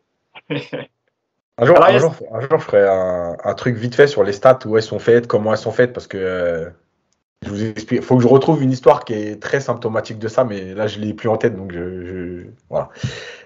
Et vous comprendrez que les stats, ça ne veut pas tout dire. Donc, en fait, Mbappé, le problème, c'est que. Alors, moi, je pense qu'il est un peu moins isolé que les premiers matchs. Effectivement, les premiers matchs, on avait l'impression que Messi et Neymar avaient décidé de lui dire regarde, c'est ce que j'avais expliqué là, tu ne deviens pas numéro 1 dans les bureaux, donc on va t'expliquer le football. Je trouve qu'il est moins isolé. Par exemple, hier, à un moment donné, Neymar, il laisse le ballon passer entre les jambes pour justement qu'Mbappé frappe. Il peut très bien prendre le ballon parce qu'il a quand même la qualité et la place pour faire son contrôle orienté et peut-être même frapper. Donc, moi, je trouve qu'il n'est pas si isolé que ça. C'est vrai, tu as raison de rectifier, j'ai peut-être un peu exagéré. Et d'ailleurs, même Messi, souvent, n'hésite pas. En tout cas, quand il est bien placé, Messi n'hésite pas à lui mettre. C'est vrai. Voilà. En revanche, je pense qu'il est dans un moment où il a besoin de prouver. Parce que, comme tout le monde, hein, ils peuvent raconter leur vie, les joueurs, et dire on s'en fout de ce qui se dit autour. Mais comme tout le monde, il entend que Neymar, depuis le début de saison, c'est le meilleur, qu'il est en forme, qu'il fait plus que ses matchs, etc. Donc, il a besoin de prouver. Et le problème, c'est que quand tu veux prouver, tu respectes plus le jeu. Et moi, je redis ce que je dis à chaque fois, respecte le jeu, voilà, sans forcer les choses, et tu verras que non seulement tes stats, elles vont remonter, mais en fait, tu vas être encore meilleur. Parce qu'il n'y a pas de joueurs à un moment donné, ceux qui sont autour de toi, s'ils trouvent que tu respectes le jeu, ils respecteront. C'est comme ça le football. Faut pas croire que, tu vois, je vais donner après un exemple vite fait, mais par exemple, sur l'action d'Hakimi, la seule chance qu'il a aujourd'hui, Mbappé, c'est qu'en fait, c'est pas Neymar. Si vous faites les deux actions et c'est Neymar à la place d'Hakimi, je vous jure, aujourd'hui, c'est un bordel. Et tout le monde parle que de ça. Là, c'est Hakimi et il est gentil. Et d'ailleurs, je propose aux gens d'aller voir aussi une scène qui s'est passée la saison dernière avec Hakimi, où Mbappé dit à Hakimi, tu regarderas la vidéo, en gros, tu m'as oublié ou tu m'as pas donné un bon ballon. Et Hakimi lui dit, ah ok, désolé. Et il lui dit, c'est bien beau d'être désolé, mais donne des bons ballons. Mais juste à un moment donné, quand tu es capable de dire ce genre de phrase, mais toi, sois irréprochable. Ça veut dire quoi? Ça veut dire que les autres doivent te donner des bons ballons, mais toi, tu peux te permettre de faire ce que tu as envie. Non, ça, c'est pas sérieux. La deuxième chose, c'est que apparemment, il a réclamé plein de choses dans l'attitude, sauf qu'aujourd'hui, c'est lui qui n'a pas la bonne attitude. Donc, tu peux pas réclamer des choses des autres. En gros, ça veut dire quoi? Mettez-vous à mon service. Moi, je veux des mecs à mon service, je veux des mecs qui respectent le jeu, mais moi, par contre, je ferai ce que j'ai envie. Non, c'est pas sérieux. Et moi, je vais donner un exemple pour expliquer ce que j'ai dit sur le respect du jeu. Alors, ça parlera aux plus anciens, désolé, mais ceux qui ont envie d'aller se renseigner, il y a plein de vidéos, il y a plein d'articles. Quand Zidane arrive à la Juve, au départ, Del Piero, il fait la même chose. Il le boycotte. Genre, en gros, c'est pas toi qui vas arriver à être la star. Sauf que Zidane, il fait quoi? Zidane, il continue à jouer, il continue à respecter le jeu, il continue à donner des ballons à Del Piero. Et à l'arrivée, au bout de 6 mois, bah, Zidane, il est indispensable. Et Del Piero, il a compris qu'avec Zidane, il allait briller. Et il se passe ce qui se passe avec la Juve. Et il y a la même chose avec Zidane quand il arrive au Real avec Figo. Pendant 3 mois, Figo, il prend les ballons et il calcule pas Zidane et il fait ses dribbles et il veut montrer en gros que ok, Zidane est arrivé pour 75 millions à l'époque, mais que la star c'est toujours lui. Et Zidane, il rentre pas dans ce jeu-là. Il continue à jouer au foot, à donner des ballons à Figo quand faut donner, à faire marquer les mecs quand faut les faire marquer. Et à l'arrivée, bah tous, que ce soit Del Piero, que ce soit Figo, à un moment, qu'est-ce que tu vas faire? Tu vas faire le mec complètement débile à te dire je vais le boycotter alors que lui il me respecte? Ben non, tu commences à le respecter, tu commences à respecter le jeu et tu te rends compte que finalement le mec il est même pas là pour tirer la couverture à soi, mais pour l'équipe, pour jouer au foot. Et à l'arrivée, tout rentre dans l'ordre parce que le foot c'est ça. Maintenant, si toi tu continues à forcer les choses, à dire il y a une solution là, non, je vais aller tirer. Il y a une solution là, non, je vais pas la donner parce que c'est moi qui dois briller. La saison, je vous le dis, qu'à un moment donné, là, ça gagne. Donc, comme d'habitude, quand ça gagne, tout le monde ferme sa bouche. Mais au premier accro, ça explosera. Voilà. Donc, remets-toi la tête à l'endroit, respecte le jeu, tu verras, ça viendra tout seul. Et je répète encore une fois que sur les 2 premiers matchs, ok, on pouvait dire que Messi et Neymar l'ont un peu boycotté, lui ont donné une leçon. Mais franchement, depuis, bon, je trouve qu'ils ne le boycottent pas tant que ça, c'est pas flagrant, quoi. C'est vrai, ça. Tu as raison. Et d'ailleurs, sur Mbappé, Galtier, il a eu parce qu'on lui a posé la question aussi, mais je trouve une réponse assez bizarre, voire cocasse. Quand on a parlé du mauvais match d'Mbappé et du fait parfois qu'il oublie un peu ses partenaires, lui a dit oui, mais il a des objectifs personnels très élevés. Donc en gros, ça justifie le fait qu'il soit un peu trop personnel. Et moi, je trouve que venant de la part d'un coach, c'est grave. Je ne sais pas ce que vous en pensez. Nico, tu peux peut-être répondre à cette question. Et puis après, on parlera de la petite polémique, Nicolas, sur la sortie de Neymar précipitée à la 86e minute. Il m'a beaucoup fait rire hier sur Twitter. Vraiment le phénomène joueurisme, ou je ne sais plus comment on appelle ça, enfin, soutenir un joueur comme ça. Le gars sort à la 86e et tout le monde tombe sur Galtier. Bon, bref, on en parlera. Mais sur la réponse de Galtier sur Mbappé, puis après, on parlera de Neymar, Nico. Je ne l'ai pas entendu, cette déclat, donc je la découvre. Si effectivement, s'il justifie, qui justifie encore une fois les performances d'Mbappé devant la presse et devant le public comme ça, j'ai envie de dire que c'est anecdotique. La question, c'est comment est-ce qu'il lui parle en privé, surtout dans le vestiaire. Si effectivement, parce qu'on sait comment ça marche dans un vestiaire après un match, hein, il y a des joueurs qui discutent entre eux, il y a des reproches sur des passes oubliées, il y a l'entraîneur qui vient aussi. Enfin, voilà, il y a une vie de vestiaire, c'est pas juste on s'assoit, on écoute de la musique, on mange nos bananes et on rentre à la maison. Évidemment qu'il y a des discussions, tu vois. Donc, Si effectivement on commence à justifier ça parce que Mbappé a un nouveau statut, parce que Mbappé est le joueur le plus payé du monde, parce que Mbappé a eu des promesses, parce que Mbappé doit marquer des buts plus que les autres, comme le dit Yacine, ça va forcément péter un moment de la saison. Parce que tu ne vas pas gagner tous tes matchs, parce qu'il va y avoir une rencontre où. Et ça aurait pu arriver même plus tôt contre la Juve. Je vous rappelle que ce que fait Mbappé contre la Juve, c'est sur Neymar, c'est honteux. C'est honteux ce qu'il fait, vraiment. Et là, enfin, je ne dis pas dans le genre, il ne mérite pas la prison, mais c'est sportivement, dans le jeu, c'est un non-respect total du football ce qu'il avait fait contre la Juve. Parce que tu ne peux pas faire ça.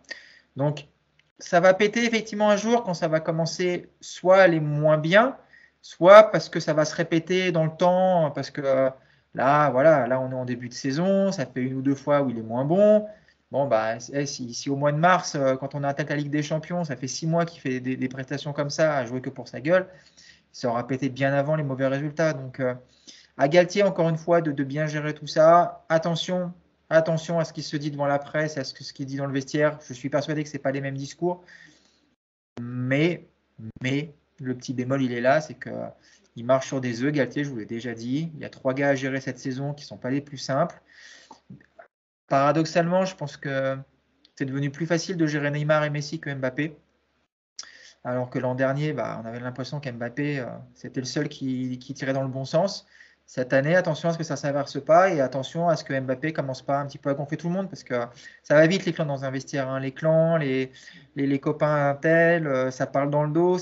Ça peut très très vite pourrir et on voit en plus, c'est ça qui est frustrant, c'est que quand ils jouent tous les trois ensemble avec les autres, dans le respect du football, en faisant les efforts les uns pour les autres, on ne l'a pas vu souvent cette saison, mais quand on voit comment ça se passe quand ils le font, voilà, elle est là la solution pour faire une belle saison. Donc s'ils ne sont pas capables de comprendre ça, ce serait dommage. Mais voilà, à suivre en tout cas Mbappé, ça va moins bien en ce moment, c'est clair.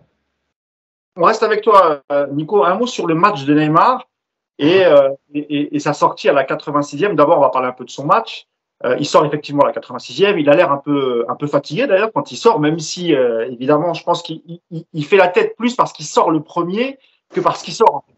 Je pense que c'est vraiment ça. Maintenant, selon moi, tu me diras ce que tu en penses, évidemment que Mbappé méritait de sortir avant Neymar. Ça, je pense qu'on est tous d'accord là-dessus. Peut-être que tu ne l'es pas d'ailleurs. Enfin, moi, je pense que Yacine est d'accord avec moi tout de même. Nico, tu me diras si c'est pareil. Mais moi, je trouve encore que Neymar a fait un bon match, en tout cas une très bonne première mi-temps. Un peu comme les autres, une moins bonne deuxième mi-temps. Et il y a cette fameuse sortie à la 86e, remplacée par Carlos Soler, où on voit qu'il tire un peu la tête. Et effectivement, sur les réseaux, tout le monde est tombé sur Galtier en disant toujours le même qui sort en premier, etc. 86e, il restait 8 minutes avec les arrêts de jeu, puisqu'il y a eu 4 minutes de temps supplémentaire. D'abord sur le match, sur la petite polémique sur sa sortie, Nico. C'est un bon match de Neymar, une nouvelle passe décisive, c'est pas anodin, impliqué, du jeu simple.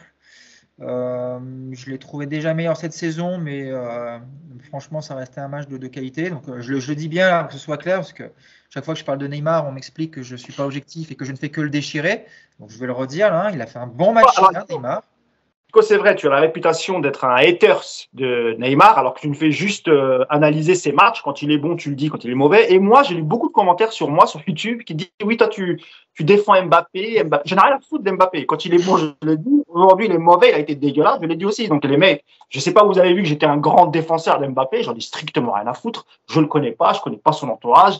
Donc, voilà, comme ça, c'est dit. Et je vais défendre Nico, c'est pareil. Pour Nico, évidemment, il est un peu plus dur avec Neymar, parce que on en attend beaucoup plus. Et c'est un joueur extraordinaire, magnifique à avoir joué quand il est, comme cette saison, en forme et quand il respecte le jeu. Je te rends la parole, mon ami Nicolas. Alors déjà, je déteste beaucoup moins Neymar que toute sa secte de débiles mentaux qui le suivent et qui, quoi qu'il fasse, le portent au nu. Donc déjà, ça, c'est clair. Je n'ai rien contre Neymar personnellement. Par contre, oui, quand Neymar rentre de trêve avec 10 kilos de trop, quand je le vois bourré pendant les fêtes de Noël, effectivement, ça m'énerve. Là, cette saison, je vais le redire bien clairement, il est irréprochable depuis le début de la saison. Il prépare la Coupe du Monde, c'est évident. Donc, très bien ce qu'il fait en ce moment. Honnêtement, moi, si je peux avoir un Neymar comme ça les 3 prochaines saisons, je serais ravi.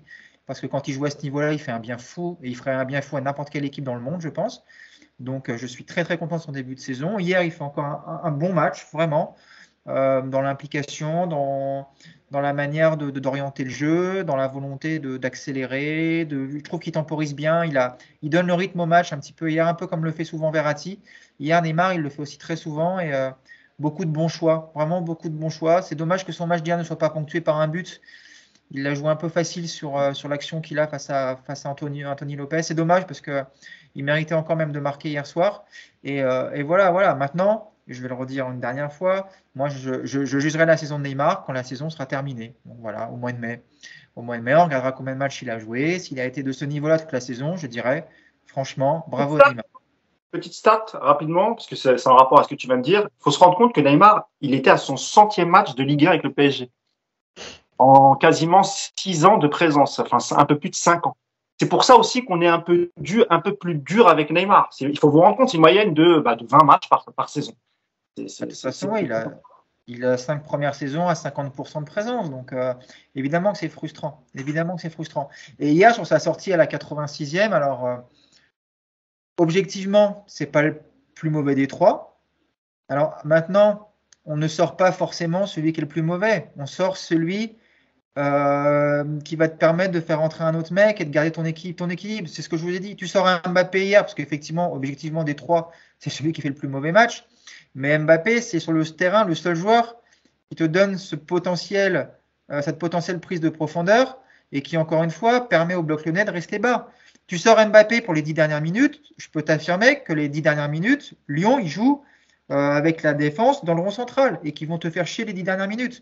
En laissant Mbappé sur la pelouse, c'est quand même même s'il n'est pas en réussite et qu'il ne fait pas un bon match, c'est quand même un danger permanent parce que tu sais que si tu le lances dans ton dos, c'est terminé, t'es cuit.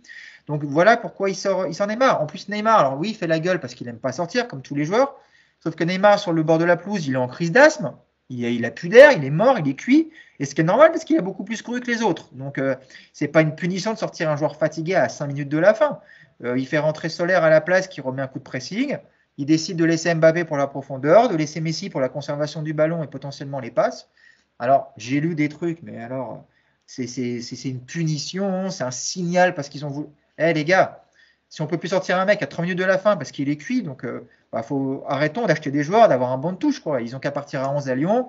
Galtier reste chez lui à jouer Uno avec ses potes et puis il se démerde même parce qu'il n'y a plus de changement. Donc ouais, ça m'a énervé encore, cette manière de voir les choses. Voilà, on sort Neymar, on le punit à 3 minutes de la fin. Non, Neymar, il sort parce qu'il est cramé et qu'il fait rentrer Solaire. Voilà. Franchement, c'est une polémique en bois et je vais m'arrêter là avant d'insulter des gens. Donc voilà, vraiment une polémique en bois sur cette sortie de Neymar, quoi. Après, moi, je trouve que tes arguments sont bons, ce que tu expliques sur le changement de Neymar. Malgré tout, quand même, moi, je pense, ne serait-ce que pour le côté individualiste de Mbappé, le fait qu'il oublie 2 fois Hakimi, une sorte de petite punition. J'aurais quand même voulu qu'il sorte juste pour lui faire comprendre que voilà, si tu respectes pas le jeu, un terme si cher à notre ami Yacine, là tu sortiras le premier, tu n'auras qu'à bouder, faire ce que tu veux. Voilà. Mais je comprends aussi tes arguments qui sont très bons, Nicolas. Même question, Yacine, hein, sur l'ami Neymar, sur son match. Et est-ce que tu es d'accord aussi sur les arguments de Nico, le fait qu'il sorte à la 86e minute? Bon, son match, je ne vais pas dire plus que ce qu'a dit Nico. Il a été bon, encore une fois. Il a été remuant. Il a défendu. Il a couru. Il a encore donné, même s'il n'a pas marqué, il a quand même donné la passe décisive. Donc voilà, voilà, il a fait un bon match, encore une fois. Il est vraiment bon depuis le début de saison. Il est régulier. Voilà. Donc là, il n'y a rien à dire. Et je terminerai par on voit ses yeux. Donc voilà. Et dire qu'il y a 18 mois ou 2 ans, il nous balançait le célébrissime maintenant, casse-toi de mon club. Ouais, parce que oui, en fait, c'est ce que j'expliquais tout à l'heure. C'est-à-dire que tu juges l'instant T, tu juges pas l'homme, tu juges pas le joueur. Tout le monde sait que c'est un joueur magnifique. Et tu vois, tes propos le confirment parce que depuis le début de saison, tu n'as été qu'élogieux et tu n'es qu'amour envers Neymar. Oui, mais parce que en plus, on est plus dur avec certains joueurs parce que quand on sait ce qu'ils sont capables de faire. Mais moi, je suis désolé, je peux pas plus taper sur Gay que sur Neymar quand je connais la qualité intrinsèque des deux joueurs. J'en attends toujours plus de Neymar, c'est logique. Bon, bref. Après, sur son changement, évidemment, je rejoins Nico sur plein de choses. Malgré tout, je pense quand même que Neymar, il en est à sa deuxième ou troisième sortie et un match débuté sur le banc. Les joueurs, ils sont comme tout le monde. À un moment donné, quand tu vois des mecs pas faire d'efforts ou moins d'efforts, quand tu vois des mecs ne pas respecter le jeu, etc., bah ouais, ça le fait chier. Peut-être pas de sortir à la 86e parce qu'effectivement, il reste 3 minutes et c'est pas le drame, il sort pas à la 64e. Mais oui, au fond de lui, il se dit, ok, d'accord. Donc moi, je peux faire tous les efforts. Moi, j'ai commencé sur le banc. Je suis sorti 3 fois. Et moi, je sortirai tout le temps. Et ça, c'est un problème. Vous pouvez faire ce que vous avez envie. Et encore une fois, je répète, ça dépend du discours du coach. J'en avais déjà parlé, je crois, dans un des podcasts où j'avais parlé d'Ancelotti. Ancelotti ne te raconte pas d'histoire. Il n'est pas là à te dire, vous avez le même statut et vous êtes placé sur un pied d'égalité. Et si je dois faire des choix, je m'en fous que ce soit Zlatan, que ce soit Thiago Motta. Lui, il ne te dit pas ça. Il te dit, voilà, il y a des mecs comme Zlatan. Oui, il peut passer au travers du match. Il ne sortira pas. Et le match d'après, il sera titulaire. Voilà. Il n'y a pas de mensonge.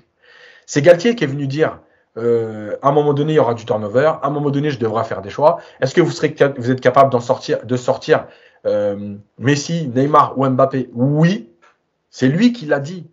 Voilà, donc nous, après, moi, c'est pas mon problème. Alors, à la limite, reviens sur ce que tu as dit. Voilà, je vous ai menti. Voilà. Après, si, il l'a fait, sauf qu'il le fait, tu vois, il le sort à 3 minutes, de 5 minutes. Il l'a fait, donc, on va dire qu'il l'a fait. Il a sorti Messi, il a sorti Neymar.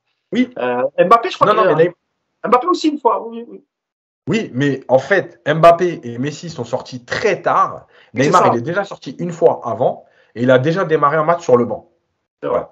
Donc, le truc, c'est que c'est encore une fois, maintenant qu'ils viennent devant les médias et qu'ils disent, bon, écoutez, voilà, on va être clair, Mbappé ne sortira pas, vous cassez pas la tête, c'est plus la peine de me poser la question. Et Messi non plus, parce que c'est Messi. Voilà, stop. Ok, bah, pas de problème.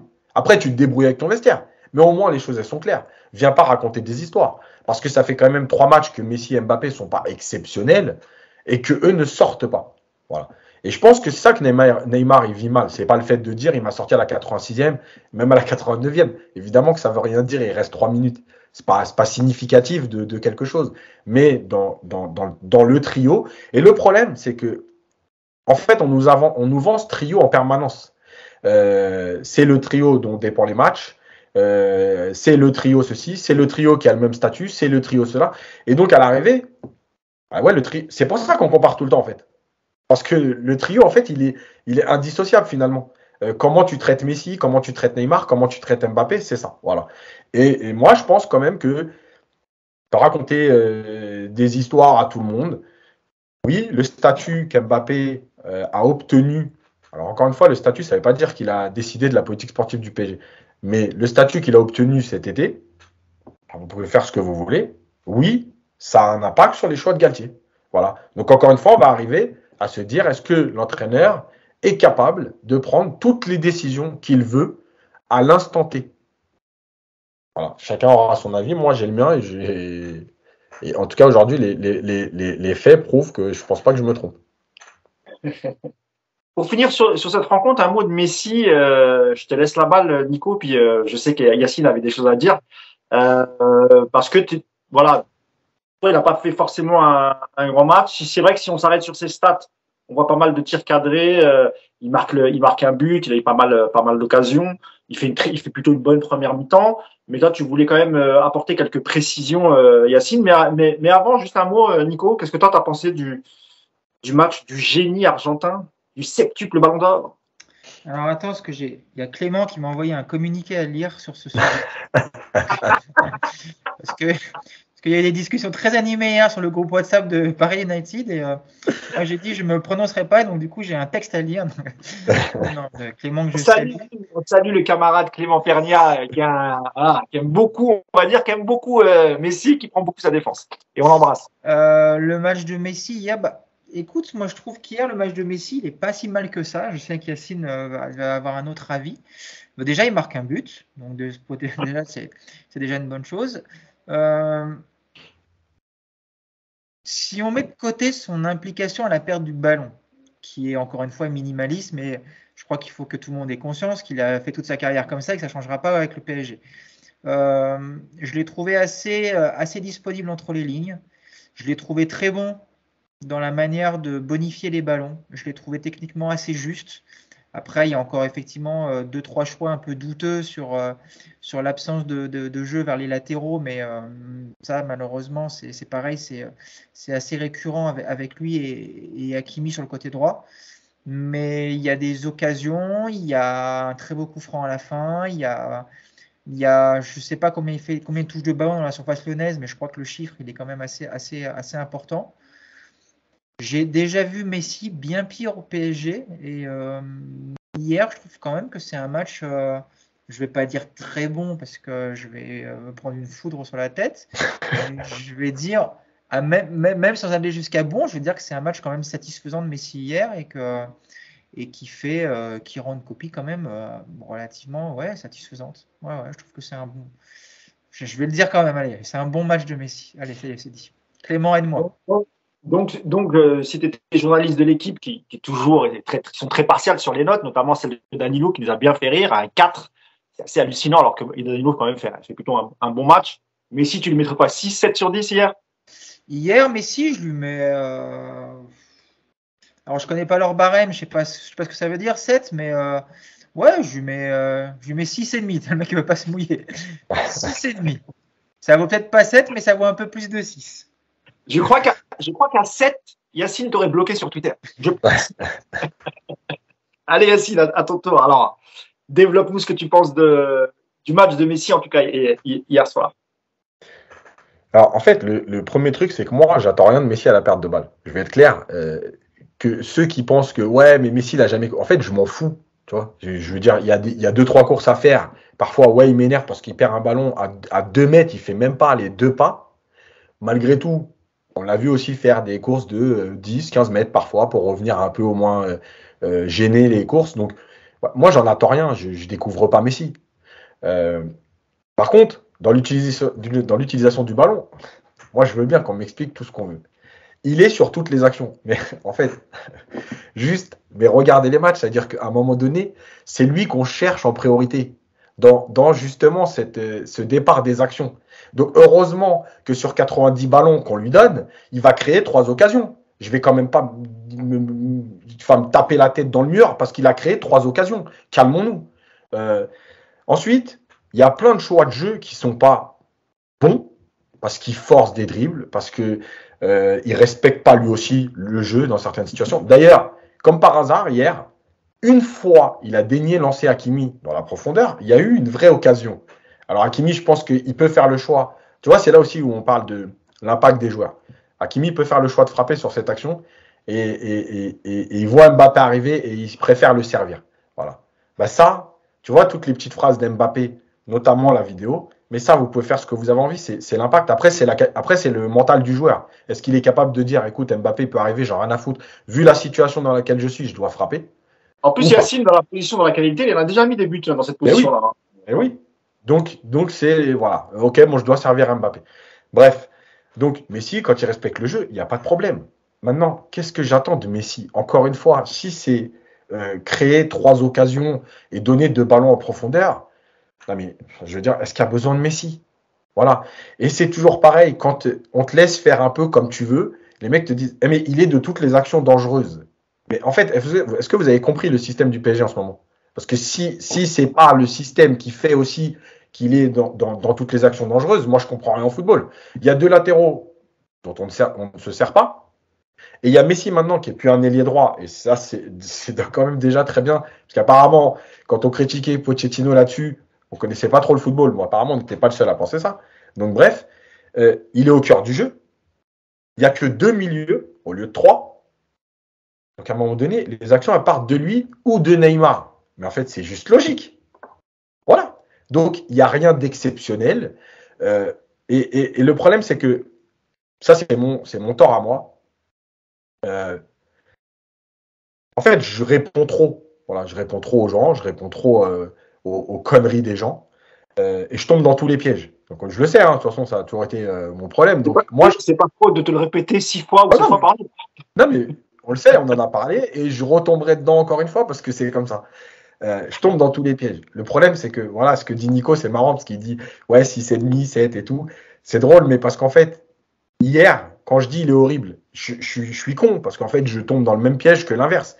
Mais les mecs, je dis il est horrible parce qu'en fait, les mecs te disent, il est exceptionnel, il fait un grand match. Mais on n'a pas la même définition. J'ai compris, Achille. Toi, ce qui t'agace un peu, c'est comment dirais-je, je sais pas, de surnoter le joueur ou de le mettre sur un piédestal alors qu'il est bon, mais il n'est pas extraordinaire Voilà. et c'est ce qui t'énerve. Et donc, Mais toi, oui. tu vas dans l'extrême et tu tombes, comme tu dis, tu tombes dans le piège et tu t'emploies des mots qui sont pas forcément adéquats pour le match qu'il a fait. C'est ça, à peu Mais près. évidemment, voilà, c'est ça.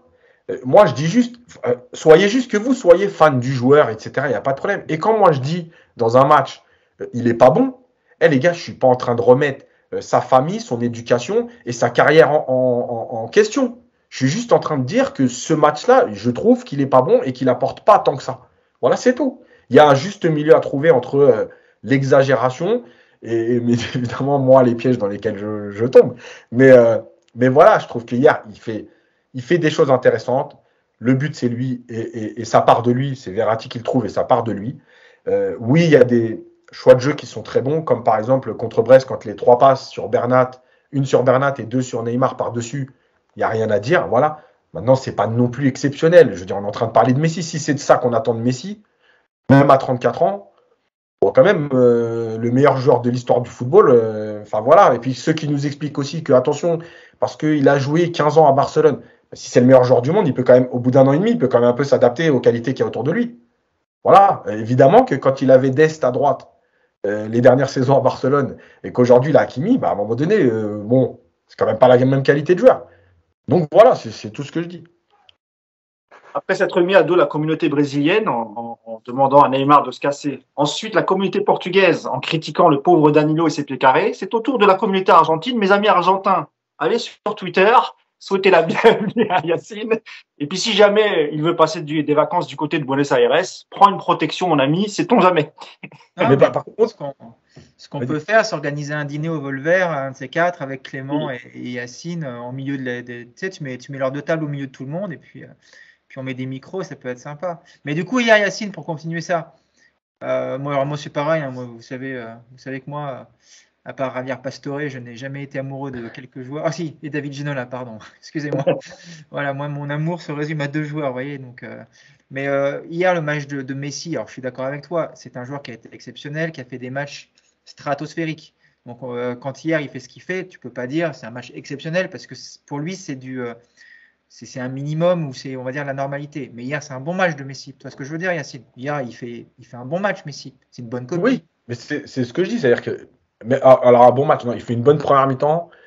Deuxième mi-temps, bah, il est un peu comme tout le monde, hein, mais je veux dire, tu sais, c'est pareil. C'est-à-dire qu'aujourd'hui, tu vois, les mecs, j'avais dit, ils jouent à pyramide, mais c'est tellement ça. Aujourd'hui, tu dis, en deuxième mi-temps, Messi, il est pas bon, le mec, il t'envoie un message, il dit Mbappé. Mais est-ce que dans ma phrase, il y a marqué qu'Mbappé était bon? C'est un message indirect à Clément Peria, un deuxième message. Non, mais extraordinaire. Et Neymar, non, mais en fait, à un moment, mon tweet, il y a écrit Messi, il est pas bon. Et les mecs te disent ah ouais, mais il est meilleur qu'Mbappé. Mais c'est extraordinaire. Franchement, hein, par contre, avec Messi à pyramide, il n'y a pas besoin de trois en 3, c'est en 1. En 1, ça suffit. Messi, Neymar, Messi, Mbappé. Avant, c'était Messi, Ronaldo. Mais comme Ronaldo joue moins, on n'a plus le droit à ça. Non, mais c'est exceptionnel, quoi. Tu sais, c'est ouf. Et en plus, le pire, je termine là-dessus, mais les mecs, ils lisent même pas tous tes tweets. Parce que j'ai un autre tweet où il y a marqué je vais même pas parler d'Mbappé parce que ça va être pire. Mais les mecs s'en foutent, tu vois. Tu as parlé de Messi, c'est bon, bref. Mais ça t'apprendra à tweeter toutes les 30 secondes. Tu devrais regarder ton match. Mais vraiment, moi, je fais une parenthèse, les gars, franchement. Moi, quand je regarde un match, mon téléphone il est à côté de moi pendant 90 minutes. Je tweete jamais. Je sais pas comment on fait pour tweeter 50 tweets en 90 minutes et regarder le match en même temps. Moi, j'en suis incapable. Et de toute façon, je déteste Twitter. J'y suis parce que j'ai pas le choix. Mais je tweete jamais, je débat jamais. D'abord, je regarde pas de match, à part ceux du PSG. Donc, comme ça, moi, je suis tranquille. Mais franchement, Yacine, tu devrais poser ton téléphone, regarde ton match, kiffe, garde tes arguments pour le podcast. En gros, ferme-la. Non, je plaisante, Yass. Non, mais je sais, on en a parlé plein de fois, de toute façon. Ah oui, c'est très bien. Twitter, à côté du groupe WhatsApp de Paris United, c'est un jardin d'enfants, Twitter. Hein. Le groupe WhatsApp, là, il y a du lourd, là. Ça fight un peu, c'est vrai. C'est vrai que ça fight un peu. Surtout entre Yann et Clément. Mais bon, ils s'adorent, il n'y a pas de souci. C'est juste pendant les matchs. Il n'y a aucun problème. Et on se retrouvera tous à l'anniversaire de Clément le 7 octobre. On est pas te voir, Nico, parce que tu veux jamais venir jouer avec tes copains. Jamais. On t'a invité. J'ai déjà dit que je venais. J'ai dit que je viendrai. Ah, quand même. Enfin, tu vas sortir un peu de ta banlieue bourgeoise de Versailles. Je vais pas venir pour vous voir, je vais venir pour récupérer tous les bouquins que vous avez écrits, qu'il n'y en a pas un qui m'en a envoyé un, bande de rats. Ah bon? Si toi tu m'en as envoyé. Ah bon, bah, merci Alors beaucoup. le bouquin de Clément, j'ai rien vu passer le dernier. JB, tout ça, rien. Le hors-jeu du foot français, bah, ils n'ont pas trouvé Versailles, hein, visiblement. Il n'y a pas de Ah, livraison mais ici. on Ça, n'a c'est pas une l'autorisation d'aller là-bas, nous. Incroyable. Parce que nous aussi, on a des problèmes ici à Versailles. Hein. Nous aussi, on a des problèmes au Montboron. Il n'y a pas d'éclairage. On pourrait en parler dans des bouquins. Mais non, nous, on n'a pas à relire ici. Avant d'aborder l'interview de Campos, un mot sur l'article du JD. On a fini hein, sur le match. Je pense qu'on a été assez complet sur le match d'hier. Sur l'article du JDD qui parlait d'Mbappé, en gros, Mbappé, si on lit bien entre les lignes, il n'est pas très content. Il n'est pas content du mercato, il n'est pas content de pas mal de choses. Le JDD révèle, même si c'est pas vraiment une révélation, parce qu'on savait que Campos avait tenté Lewandowski, mais je pense que quoi qu'il arrive, Lewandowski ne voulait pas venir à Paris et je pense qu'il avait fait son choix pour aller jouer à Barcelone. Mais en gros, on apprend qu'Mbappé n'est pas content du mercato, aurait voulu être associé avec un grand numéro 9 devant, en la personne de Lewandowski. Je sais plus ce qu'il y avait d'autre. Yacine, je sais plus si tu t'en rappelles, mais en gros, voilà, ça tournait autour de Mbappé, c'est le nouveau chef, enfin le nouvelle tête de gondole du PSG. Il a les pleins pouvoirs et il est très déçu parce qu'on lui a fait beaucoup de promesses et que certaines promesses n'ont pas été tenues. Je sais pas si on parle du coach et du fait que par exemple que Neymar n'ait pas été transféré, même s'il a jamais demandé le départ de Neymar, ça c'est faux. Enfin, en tout cas, pas dans ces termes-là.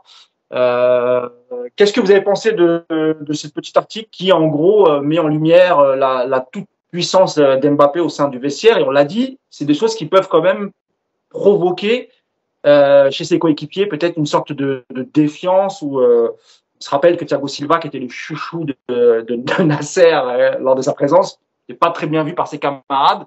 Qu'est-ce que vous avez pensé de cet article? Je ne sais pas si tu l'as lu d'ailleurs, Nico. Ouais. Bah vas-y, je te laisse la parole.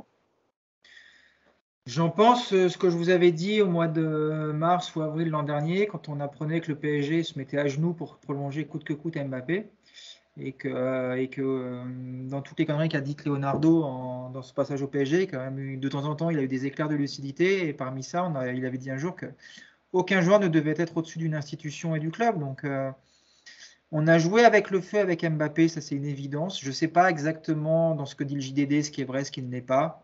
Les promesses, les chiffres annoncés, tout ça, voilà, je ne rentrerai pas là-dedans parce que je n'ai pas de confirmation, je ne sais pas ce qui est vrai, mais en tout cas, ça peut avoir, et ça a d'ailleurs forcément géré des crispations dans le club, parce que on le voit avec Neymar, qui était numéro 1 jusqu'il y a 2 ans. Aujourd'hui, il est passé derrière. Tu vas forcément te créer des problèmes avec ça, c'est évident.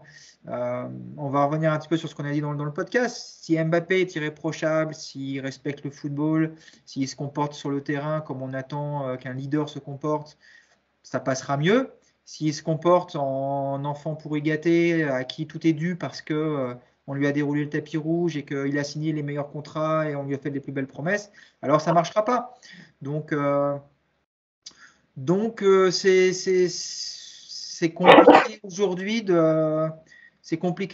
déjà de démêler le vrai du faux, je le redis. Mais en tout cas, tu peux pas aujourd'hui avoir un club au-dessus de tout, un joueur au-dessus de tout, c'est juste pas possible. Ça a marché un temps avec Messi, mais parce que c'était Lionel Messi et parce que les résultats suivaient. Quand on a vu qu'au bout d'un moment dans le temps, ça a commencé à aussi créer des crispations, tout Messi qu'il est, tout Barça que c'est. Donc, si effectivement le PSG a érigé Mbappé en statue vivante, à lui dérouler le tapis rouge partout où il va, à accepter toutes ses demandes, si effectivement on a fait le mercato avec lui, comme on peut l'entendre, si effectivement il est déçu parce qu'on lui a promis un joueur et qu'il l'a pas eu, enfin, si ça a vraiment été aussi loin dans les discussions avec Mbappé, dans le fonctionnement, je pense que le jour où ça va péter très fort. Vraiment. Ça va vraiment poser des gros problèmes. Maintenant, je vous le redis, je n'ai pas, la véracité de tout ce qui se dit. J'ose espérer, parce que je connais un petit peu le fonctionnement des Qataris, que ce que j'ai lu ne peut pas être entièrement vrai. Les pleins pouvoirs donnés à un joueur, quand on est dirigeant qatari, déjà, j'ai du mal à le concevoir. Les Qataris, c'est pas trop leur genre de partager quoi que ce soit. Donc, il y a quand même quelques éléments qui me font dire que ça n'a pas été aussi loin. Mais bon, maintenant. Écoute, voilà, ce que je te dise de plus. Ce qui est sûr, c'est qu'il est bien payé, le garçon, et qu'il ne manquera pas de quoi que ce soit à la fin du mois, puisque j'ai lu comme chiffre. Tout va bien pour lui. Ouais, non, c'est vrai, c'est vrai. Mais c'est vrai, Nico, et Yacine, tu me diras ce que tu en penses. Le parallèle que tu viens de faire entre la carrière de Messi à Barcelone et Mbappé au PSG, et on a vu comment ça s'est fini. Hein, quand tu donnes trop de pouvoir à un joueur, ben voilà, parce qu'à l'époque, Barcelone, à force de le prolonger tous les ans et d'augmenter son salaire tous les ans, ben, ça les a finalement un jour empêchés aussi de pouvoir recruter, parce qu'ils avaient une masse salariale qui explosait, et notamment dû à l'énorme salaire de Lionel Messi. Mais c'est vrai que Lionel Messi, il avait gagné une Ligue des Champions, il gagnait des titres, etc. Non, mais au-delà de ça, Mousse, le problème, c'est même pas que financier. C'est qu'à un moment, Messi, c'est lui qui choisissait les coachs. Bien sûr, c'est on sait ce qui s'est passé. Or, tout Messi qu'il est, bah, il est joueur de football, il n'est pas dirigeant. Mbappé, tout bon qu'il est, il a fait une très belle saison l'an dernier, il a porté le PSG. Mbappé n'est pas directeur sportif. Tu vois ce que je veux dire? Il est là le danger. Il est là le danger. Si c'est vrai, encore une fois, attention, hein, je mets des gros bémols. Mais si effectivement tu vas voir Mbappé en disant avec qui tu veux jouer et qui te répond Lewandowski, bon bah ok, on va virer Neymar et on va acheter Lewandowski.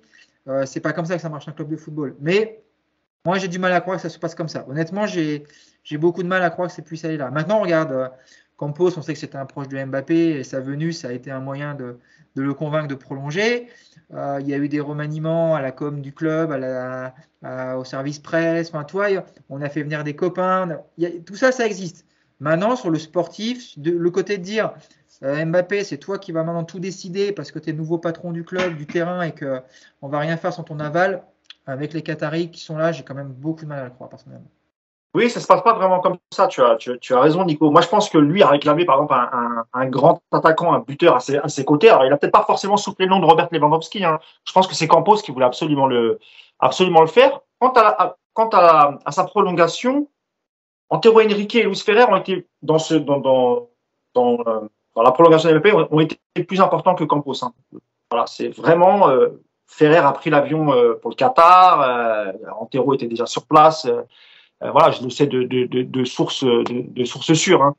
Après, sur les choix, effectivement, tu as raison. Yacine, je sais que toi, c'est vraiment tout ce que tu détestes dans le dans le foot, tout ce qui a été écrit dans cet article, mettre un joueur au-dessus de l'institution. Et je le disais, c'est quand même dangereux parce qu'on a vu, malgré que Messi ait fait beaucoup pour Barcelone, mais on a vu qu'à la fin, voilà, quand tu mets un joueur au-dessus de l'institution, bah toute l'institution elle est bloquée. Le jouet Barcelone s'est cassé. C'était en partie aussi à cause de Messi, pas que, parce qu'il y a aussi des choix de recrutement qui ont été désastreux du côté de Barcelone. On se rappelle que l'argent qu'avait gagné le Barcelone pour Neymar, les fameux 222 millions, ont été très très mal utilisés.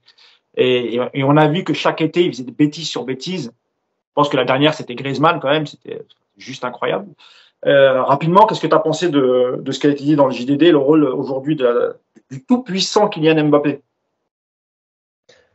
Moi, je pense qu'il y a deux choses. La première, c'est que si je me tiens à peu près à ce qui s'est dit dans le papier, plus qu'on sait, nous, un peu sur certaines choses. De toute façon, moi, j'ai toujours été contre. Voilà, je considère qu'un joueur, c'est un joueur. Il demande ce qu'il veut en termes de salaire, en termes de conditions, tout ça. Mais il n'a pas à dire je veux jouer à ce poste-là, je veux faire ci, je veux faire ça. Déjà, ça n'existe pas. Ah oui, parce qu'il parle de ça, c'est vrai, j'ai oublié. C'est dans ce papier-là qu'il dit qu'il veut jouer soit à gauche, soit au centre, mais il veut pas jouer à droite. Si demain, moi je suis coach et je considère que c'est avec Mbappé à droite sur les 2 derniers matchs de la saison qu'on va gagner avec des champions, il ferme sa gueule, il va à droite. C'est quoi ces conneries déjà? Ça n'existe pas ça. Donc ça, c'est la première chose. La deuxième chose, c'est que j'ose espérer, alors je ne sais pas si je l'espère ou si je le crois au fond de moi, mais j'ose espérer que Mbappé n'est pas assez stupide avec son entourage pour croire à des promesses du football. Non mais ça existe nulle part ça. Non mais ok, voilà la liste des promesses, c'est la liste du Père Noël quoi. Voilà la liste des promesses. Donc tu vas jouer avec un 9, on va virer Neymar, tu vas jouer en 3-4-3, tu vas jouer que à gauche ou dans l'axe, avec Zidane. Ça existe où ça? Qui croit à ça? Non, mais c'est-à-dire que si son entourage et lui ont cru aux promesses, bon, le gamin qu'on croyait si intelligent, excusez-moi du terme, mais il n'est pas très malin s'il croit à des promesses dans le football. Parce que déjà, pour vendre Neymar, il fallait avoir des clubs qui puissent te l'acheter et payer son salaire. Pour recruter Lewandowski, il fallait de l'argent. Enfin bref, il y a beaucoup de conditions qui étaient d'abord au préalable avant de pouvoir lui dire, OK, voilà les promesses qu'on t'a faites. Donc, moi, j'y crois pas du tout non plus. Sur ce cas-là, Lewandowski, c'est aussi lié à l'agent qu'ils ont en commun. C'est-à-dire que Pinizavi est l'agent de. Enfin, l'agent. C'est pas vraiment l'agent de Neymar, mais bon, c'est un proche de Neymar. Mais par contre, c'est l'agent de Lewandowski et ils se sont dit, bon, voilà, Pinizavi il va nous dépatouiller ça. Mais de toute façon, Lewandowski ne voulait pas venir à Paris. Hein. Donc, tu vois, sérieux, Mbappé dire, j'aimerais qu'on recrute Lewandowski pour qu'il vienne marquer 30 buts au PSG la saison prochaine à côté de moi. Honnêtement, tu vois Mbappé dire ça? Le gars, il ne vit que par le but. Il va demander à faire venir un gars qui va lui en coller 30 ou 35 dans la... Ah, c'est assez gros, franchement. Voilà, donc moi, encore une fois, je ne pense pas qu'il ait cité le nom de Lewandowski. Par contre, je pense qu'il voulait un buteur à côté de lui. Moi, je pense que vraiment, il souhaitait l'avoir. Alors, est-ce qu'il a vraiment cité Lewandowski? Ah, je pense que de toute façon, est-ce qu'il voulait un buteur ou est-ce qu'il voulait un point de fixation, un 9 c'est pas ça, non plus. Ouais, ça peut être ce que tu dis. Donc voilà, bref. Donc pour finir, moi je crois pas forcément à tout ça. Il y a sûrement des choses vraies. Il y a par exemple une phrase dont on a parlé dans le fameux groupe WhatsApp. Vous me ferez pas ce que vous avez fait à Cavani. Voilà, mais ça c'est tout à fait possible. Voilà. Oui. Mais le reste, voilà. Maintenant, ce qui me dérange, moi, c'est qu'on a beaucoup entendu de choses. Il y a des choses qui sont vraies, notamment dans l'état d'esprit, soi-disant, l'équipe compétitive. Aujourd'hui, ils ne montrent pas l'image du mec qui pense à l'équipe.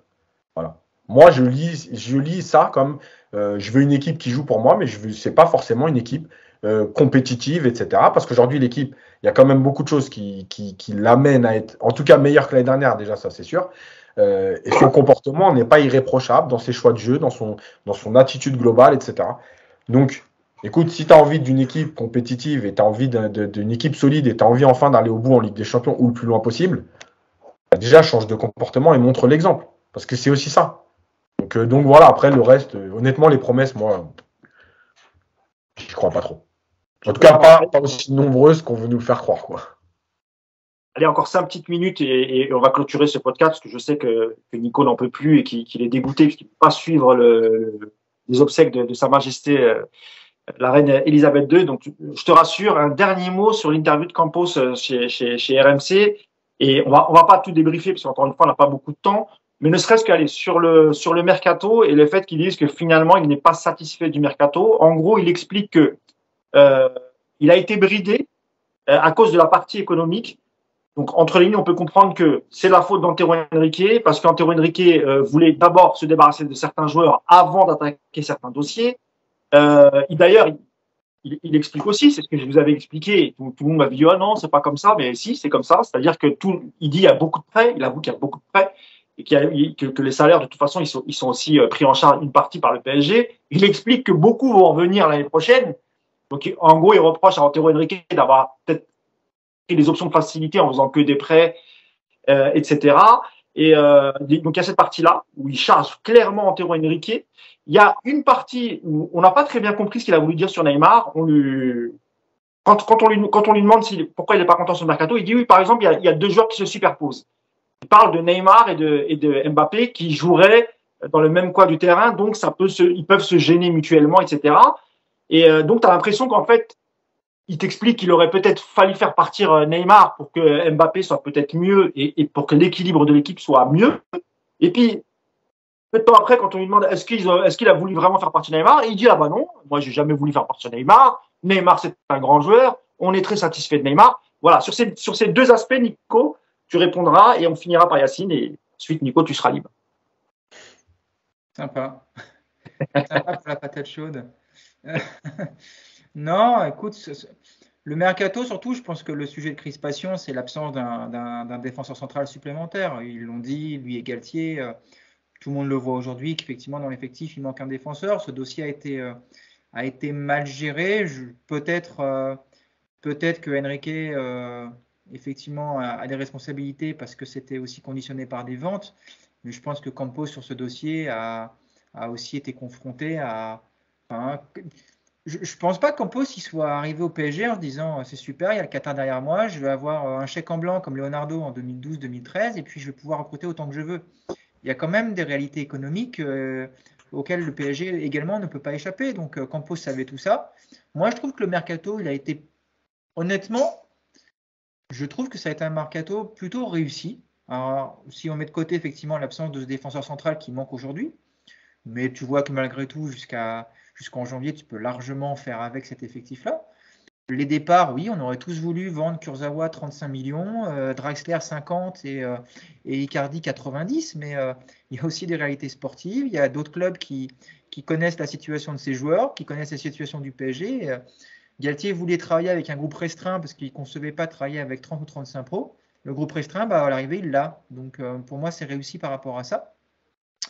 Le côté, on se tire d'entre les pattes avec Enrique, ça ne me surprend pas parce que Enrique n'a jamais fait l'unanimité au club depuis qu'il a travaillé au PSG. Donc, j'ai envie de te dire que ce sont des choses habituelles à Paris, ces guerres de pouvoir entre différents bureaux, entre différents services, et que j'espère très rapidement que ça va être réglé parce que c'est le genre de truc qui peut te polluer un club et qui est très agaçant. Et après, sur le dossier Neymar, je pense que la situation était assez claire. Le PSG a voulu vendre Neymar cet été, on le sait tous. Il n'a pas été franc, Campos, là-dessus. Non, il n'a pas été franc. Il a clairement menti sur ce dossier, Nico. Parce que tu ne vas pas le 15 septembre déclarer à la radio oui, on a voulu vendre Neymar. Imagine le bordel derrière que ça va se mettre. Tu vois déjà, quand tu sors la 86e, limite, tu vois le merdier que ça crée. Tu as l'impression que c'est une affaire d'État d'avoir sorti le mec. Imagine si tu déclares on a voulu vendre Neymar. Mais là, c'est parti pour 6 mois, quoi. Donc, peut-être pas dans ces termes-là, Nico, mais il aurait pu être franc. Oui, on y a songé un moment, puis après on s'est rétracté. Au moins, tu dis une part de vérité. Rappelez-vous l'image qui a tourné quand Neymar sort, c'était en Ligue des Champions, et que Campos veut lui serrer la main, et que Neymar retire sa main, il va absolument pas lui serrer la main. On sent quand même que Neymar, il a quelque chose à reprocher à Campos. Ses oreilles, elles sont sifflées cet été. Tu le sais très bien, Nico. Tout le monde sait que le PSG l'a proposé à droite à gauche Neymar et qu'il voulait s'en débarrasser. C'est une vraie information. Mais moi, ça me choque pas en fait. Alors, ça y est, je vais encore me mettre tout. Je te remercie pas parce que je vais encore me mettre tout le chemin du roi sur le dos. Mais non, mais il ne s'agit pas de dire que tu es d'accord ou pas avec ça. Non, mais ce que je veux dire, ça me choque pas qu'un club envisage de vendre un joueur. Oui, bien sûr. Ils ont estimé quand ils ont commencé que Neymar vendu, ça serait peut-être pas une mauvaise chose pour les finances et pour l'équilibre. Ils l'ont proposé à 3-4 clubs. Ils se sont rendus compte que finalement, il ne pourrait pas partir. Il est resté. Vu ses performances actuelles, je pense qu'ils sont très contents qu'il soit là.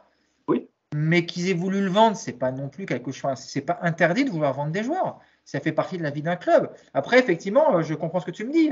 Campos, on a senti que le sujet il était un peu délicat et qu'il a laissé noyer le poisson. Mais je te le dis. Tu peux pas, le 15 septembre, directeur sportif du PSG, arriver et dire ouais, Neymar, on a voulu le dégager cet été parce que ça va faire une onde de choc et que l'équipe, elle a juste besoin de travailler tranquillement maintenant. Donc, je te dis ça, Nico, parce que juste après l'interview, j'ai vu des tweets. Enfin, moi, ça m'insupporte. Ah, Campos, il parle, il est cash, il est transparent, il est très bon en com, etc. Moi, j'ai surtout remarqué que Jérôme Rotten lui a servi la soupe comme pas possible. À chaque fois, alors moi, ce que je comprends pas, alors c'est très bien d'avoir Campos et Mbappé, évidemment, hein, c'est des exclus que tous les médias aimeraient avoir. Mais fais ton boulot, quoi. C'est pas parce qu'il a accepté de venir faire une interview chez toi que limite tu dois te mettre à genoux et tu vois, à un moment quand il dit non, on n'a pas voulu faire partie de Neymar. Ah bah moi si vous le dites, oui, c'est moi je vous crois. Ah non, tu sais, toi aussi tu le sais, t'en as même parlé. Tu l'as dit que le PSG voulait se débarrasser de Neymar. Tu l'as dit tout au long de l'été. Et là, tu lui serres la soupe. Je sais pas si vous comprenez ce que je veux dire. Peut-être Yacine, parce que Nico, il ne vais peut-être pas le mettre dans la merde encore. Non, alors je vais te dire, je serai la parole à Yacine après. Tu vas pas me mettre dans la merde du tout, parce que, et je pense que c'est d'autant plus facile d'en parler que nous, on est sortis du circuit. Je pense que si aujourd'hui j'étais employé à RTL avec un beau CDI et un beau salaire tous les mois, peut-être que moi aussi à la radio, et je ne vais pas nommer son nom, mais vous allez reconnaître de savoir de qui je parle. Peut-être que moi aussi je dirais que Noël Le Graët est un formidable président de la Fédération française, parce qu'en plus, dans 2 mois, je pars à la Coupe du Monde pendant 2 mois, 1 mois et demi au Qatar, et que je vais avoir des belles interviews avec les Bleus. Donc oui, Noël Le Graët est un super entraîneur, et que c'est vrai qu'il envoie quelques petits SMS un peu salaces, mais on s'en fout, il a signé un gros contrat avec Nike. Peut-être que je dirais la même chose, parce que j'ai mon boulot, parce que j'ai un employeur et que je suis dans le milieu. Moi, aujourd'hui, je vais te le dire, j'en ai rien à foutre, je suis plus dedans. Moi, j'ai aucun problème à me fâcher avec RMC, avec Riolo, avec Roten, avec l'équipe, mes amis de l'équipe. J'ai pas d'amis, moi, dans ce milieu, donc on dit les choses ouvertement. Donc, évidemment que Roten, il lui amène la soupe. Parce que Roten, il a besoin de ses interviews avec. Il veut d'honnêteté. Si tu fais venir Campos, que tu le mets à mal pendant 1 heure, que tu démontes, que tu lui en mets plein la gueule, qu'arrivé Campos, il part en tirant une gueule de 6 pieds de long, et bah, avant la Coupe du Monde ou avant la Ligue des Champions, quand tu vas falloir faire venir Mbappé ou Neymar sur une exclue, c'est terminé. Le PSG va fermer les portes. Donc, ça, c'est les médias. Tu peux pas leur reprocher ça, Mousse, en plus, quelque part. Je comprends que ça agace, mais tu ferais la même chose. Moi, je l'ai fait à une époque. Moi, quand j'ai été dans une rédaction, bah oui, quand je parlais au club, j'allais pas leur en mettre 3 jours après plein la gueule parce que j'avais demandé une interview 3 jours avant. Tu vois, faut être logique, quoi. Mais Non, voilà. mais là-dessus, franchement, tu as raison. Moi, comme nous, on est indépendants, moi, c'est pas ma conception du truc. Tu vois ce que je veux Non, dire? mais on est des sales types, c'est pas pareil. Nous, en plus, on est des sales types, on va le dire. Yacine, c'est le pire de tous. Mais même nous, on est, voilà, on aime bien provoquer. Enfin, tu vois comment je suis sur Twitter. Moi, je sais que je suis un sale gosse. Je suis le premier. Et quelque part, tu vois, quand ce matin je me lève, la première chose que je fais, c'est que je vais voir les notes de l'équipe pour voir sur quels joueurs ils ont été complètement torchus pour leur remettre plein la gueule. Mais voilà, parce qu'on aime ça provoquer. Yacine, puis c'est différent. Il est un petit peu sournois. mais, mais voilà. Après, je te dis, enfin, l'interview de Campos, honnêtement, l'interview de Campos, je trouve qu'elle est pas si mal que ça. Pour l'avoir écouté, je m'attendais à pire. Mais oui, enfin, tu vois, il peut pas. Il y a des sujets, c'est préparé en amont et tu peux pas aller. Le directeur sportif du PSG, tu peux pas lui en mettre plein la gueule, c'est pas possible. C'est très honnête de ta part. Bon, encore une fois, moi, je trouvais que c'était un peu trop, voilà, un peu trop mielleux à son égard. Après, tu peux être respectueux et poser les questions qui fâchent. Alors, ils ont posé les questions là-dessus, tu as raison. Mais je trouvais que voilà, parfois, tu pouvais relancer sur certaines contradictions. Tu vois, sur la contradiction sur Neymar, il l'a pas relancé là-dessus. C'est dans ce côté-là. Sur le reste, tu as tout à fait raison. Ça se trouve, si j'étais dans un média mainstream, voilà, peut-être que je ferai la même chose parce que je vais garder mon job, parce que je vais pouvoir inviter Ouais. tout le monde. Bon, là-dessus, tu as. Après, RMC, alors moi j'écoute pas, mais dans l'after, Riolo, il démonte systématiquement, enfin, il démonte quand même très souvent le PSG. Je crois que c'est Stéphane Guil et c'est sur RMC qu'il intervient encore désormais. Ouais, bien sûr. Lui, à chaque fois qu'il parle, il démonte le Qatar. Enfin, tu vois, ils sont. Moi, encore une fois, j'écoute pas, donc je suis mal placé pour trop parler de Alors ces moi, je vais te émissions-là. dire, moi qui écoute encore de temps en temps, on peut reprocher beaucoup de choses à Riolo, à l'after, etc. En tout cas, sur le dossier Le Gret, Riolo, tu me diras Yacine, hein, même je sais que tu n'aimes pas trop le personnage et tout, mais faut être honnête, Riolo, il a toujours dit les choses.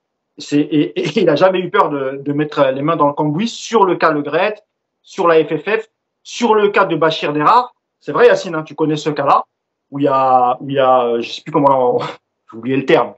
Bref, tu m'as compris, qui est agent de joueur et qui en même temps intendant dans l'équipe de France, qui croise des joueurs à lui qui sont en équipe de France, etc. Il y a un vrai, j'ai oublié le terme. Bref, c'est pas grave. Conflit d'intérêt, voilà, c'est le terme que je cherchais. Et là-dessus, RMC, franchement, c'est un des rares médias qui ose dire les choses. Là-dessus, je suis tout à fait d'accord. Allez, on termine, Yacine. Qu'est-ce que tu as pensé, toi, de tout ça? Et aussi sur la sortie sur Neymar et Messi, le fait qu'ils n'aillent pas saluer le public. Campos a pris leur défense en disant que l'année dernière, ils avaient subi quelques injustices, selon lui. Le fait d'avoir été sifflé, insulté, etc. Et que, voilà, il faudra laisser un peu de temps et que finalement, tout rentrera dans l'ordre avec le temps. Sur l'interview, je pense que c'est une interview de grands médias. Voilà, il a dit certaines choses, il a sous-entendu d'autres. Ouais, après, c'est pareil sur le cas Neymar. Est-ce qu'il pouvait dire tout simplement, bah ouais, de toute façon aujourd'hui, c'est le football et si on avait reçu une belle offre pour Neymar, bah, on aurait discuté. Voilà, la porte elle n'est pas fermée, personne n'est intransférable et c'est comme ça. Voilà, surtout qu'on sait que Mbappé a prolongé que 3 ans et que dans 1 an ou 2 ans maximum, les questions sur son transfert elles vont encore se reposer. Enfin bref, voilà, c'est la vie du foot. Ces explications, il y en a qui sont intéressantes et bonnes, il y en a qui valent ce qu'elles valent en termes de com. Voilà, il a attaqué Antero Henrique. Moi, je pense, voilà, pareil, c'est pas une info solide et tout, mais moi, je pense qu'en fait, en début de mercato, il y a des joueurs qui pouvaient avoir une petite valeur marchande et on en a parlé ici. Ça veut dire que est-ce qu'il valait mieux vendre un Draxler 7 millions ou en attendre 15? Voilà. Bah, tu as fait le choix d'attendre. moi, je pense que c'est ça qu'il reproche, en fait. C'est qu'à un moment donné, te dire, est-ce que tu te sépares du salaire et tu fais une petite vente, alors qu'il peut paraître ridicule, mais à la limite, tu as un salaire en moins qui est important et tu récupères 5, 6, 7. Ou est-ce que tu te dis, non, le joueur a cette valeur-là, moi, je ne le vendrai pas en dessous. Et puis finalement, le 30 août, tu te retrouves à te dire, bah, il faut même le prêter, parce que sinon, dans le vestiaire, ça va être un bourbier. Voilà, je pense que c'est ça qu'il reproche à Enrique en disant les termes économiques, on a plus penché sur l'économique que sur le sportif. Moi, je pense que c'est ça qu'il reproche. C'est de dire on a été un peu trop gourmand. Rappelez-vous l'histoire avec Gay, hein, et même Herrera, etc. C'est-à-dire qu'à un moment donné, il y a eu des possibilités de vente, mais que peut-être qu'Enrique s'est dit non, 3 millions, 5 millions, c'est pas assez. Voilà. Et puis à l'arrivée, bah ouais, il a fait du court terme. Donc il a sauvé les meubles sur, comme l'a dit Nico, sur l'histoire du groupe. Galtier a un groupe restreint. Et oui, dans un an, il va falloir se reposer les questions sur ces joueurs-là. Donc voilà, Campos a été aussi un petit peu malin. Déjà, le nombre de fois où il a répété, c'est une très bonne question. Moi, j'avais envie de lui dire, à un moment donné, calme-toi, quoi. La deuxième chose où il a été malin, c'est qu'il dit, je m'inclus dedans. Je suis pas satisfait du mercato, mais je m'inclus dedans. Voilà, bien joué. Voilà, t'as pas tout mis sur Enrique, tu t'es mis dedans, ok, pas de problème. Après, moi de toute façon, j'ai de plus en plus de problèmes avec ces interviews parce que je comprends ce que dit Nico sur c'est ton taf. Mais en fait, à un moment donné, en fait, c'est plus des interviews, c'est des opérations de com. Le mec, il vient de vendre un message et il n'y a plus d'interview, il n'y a plus de.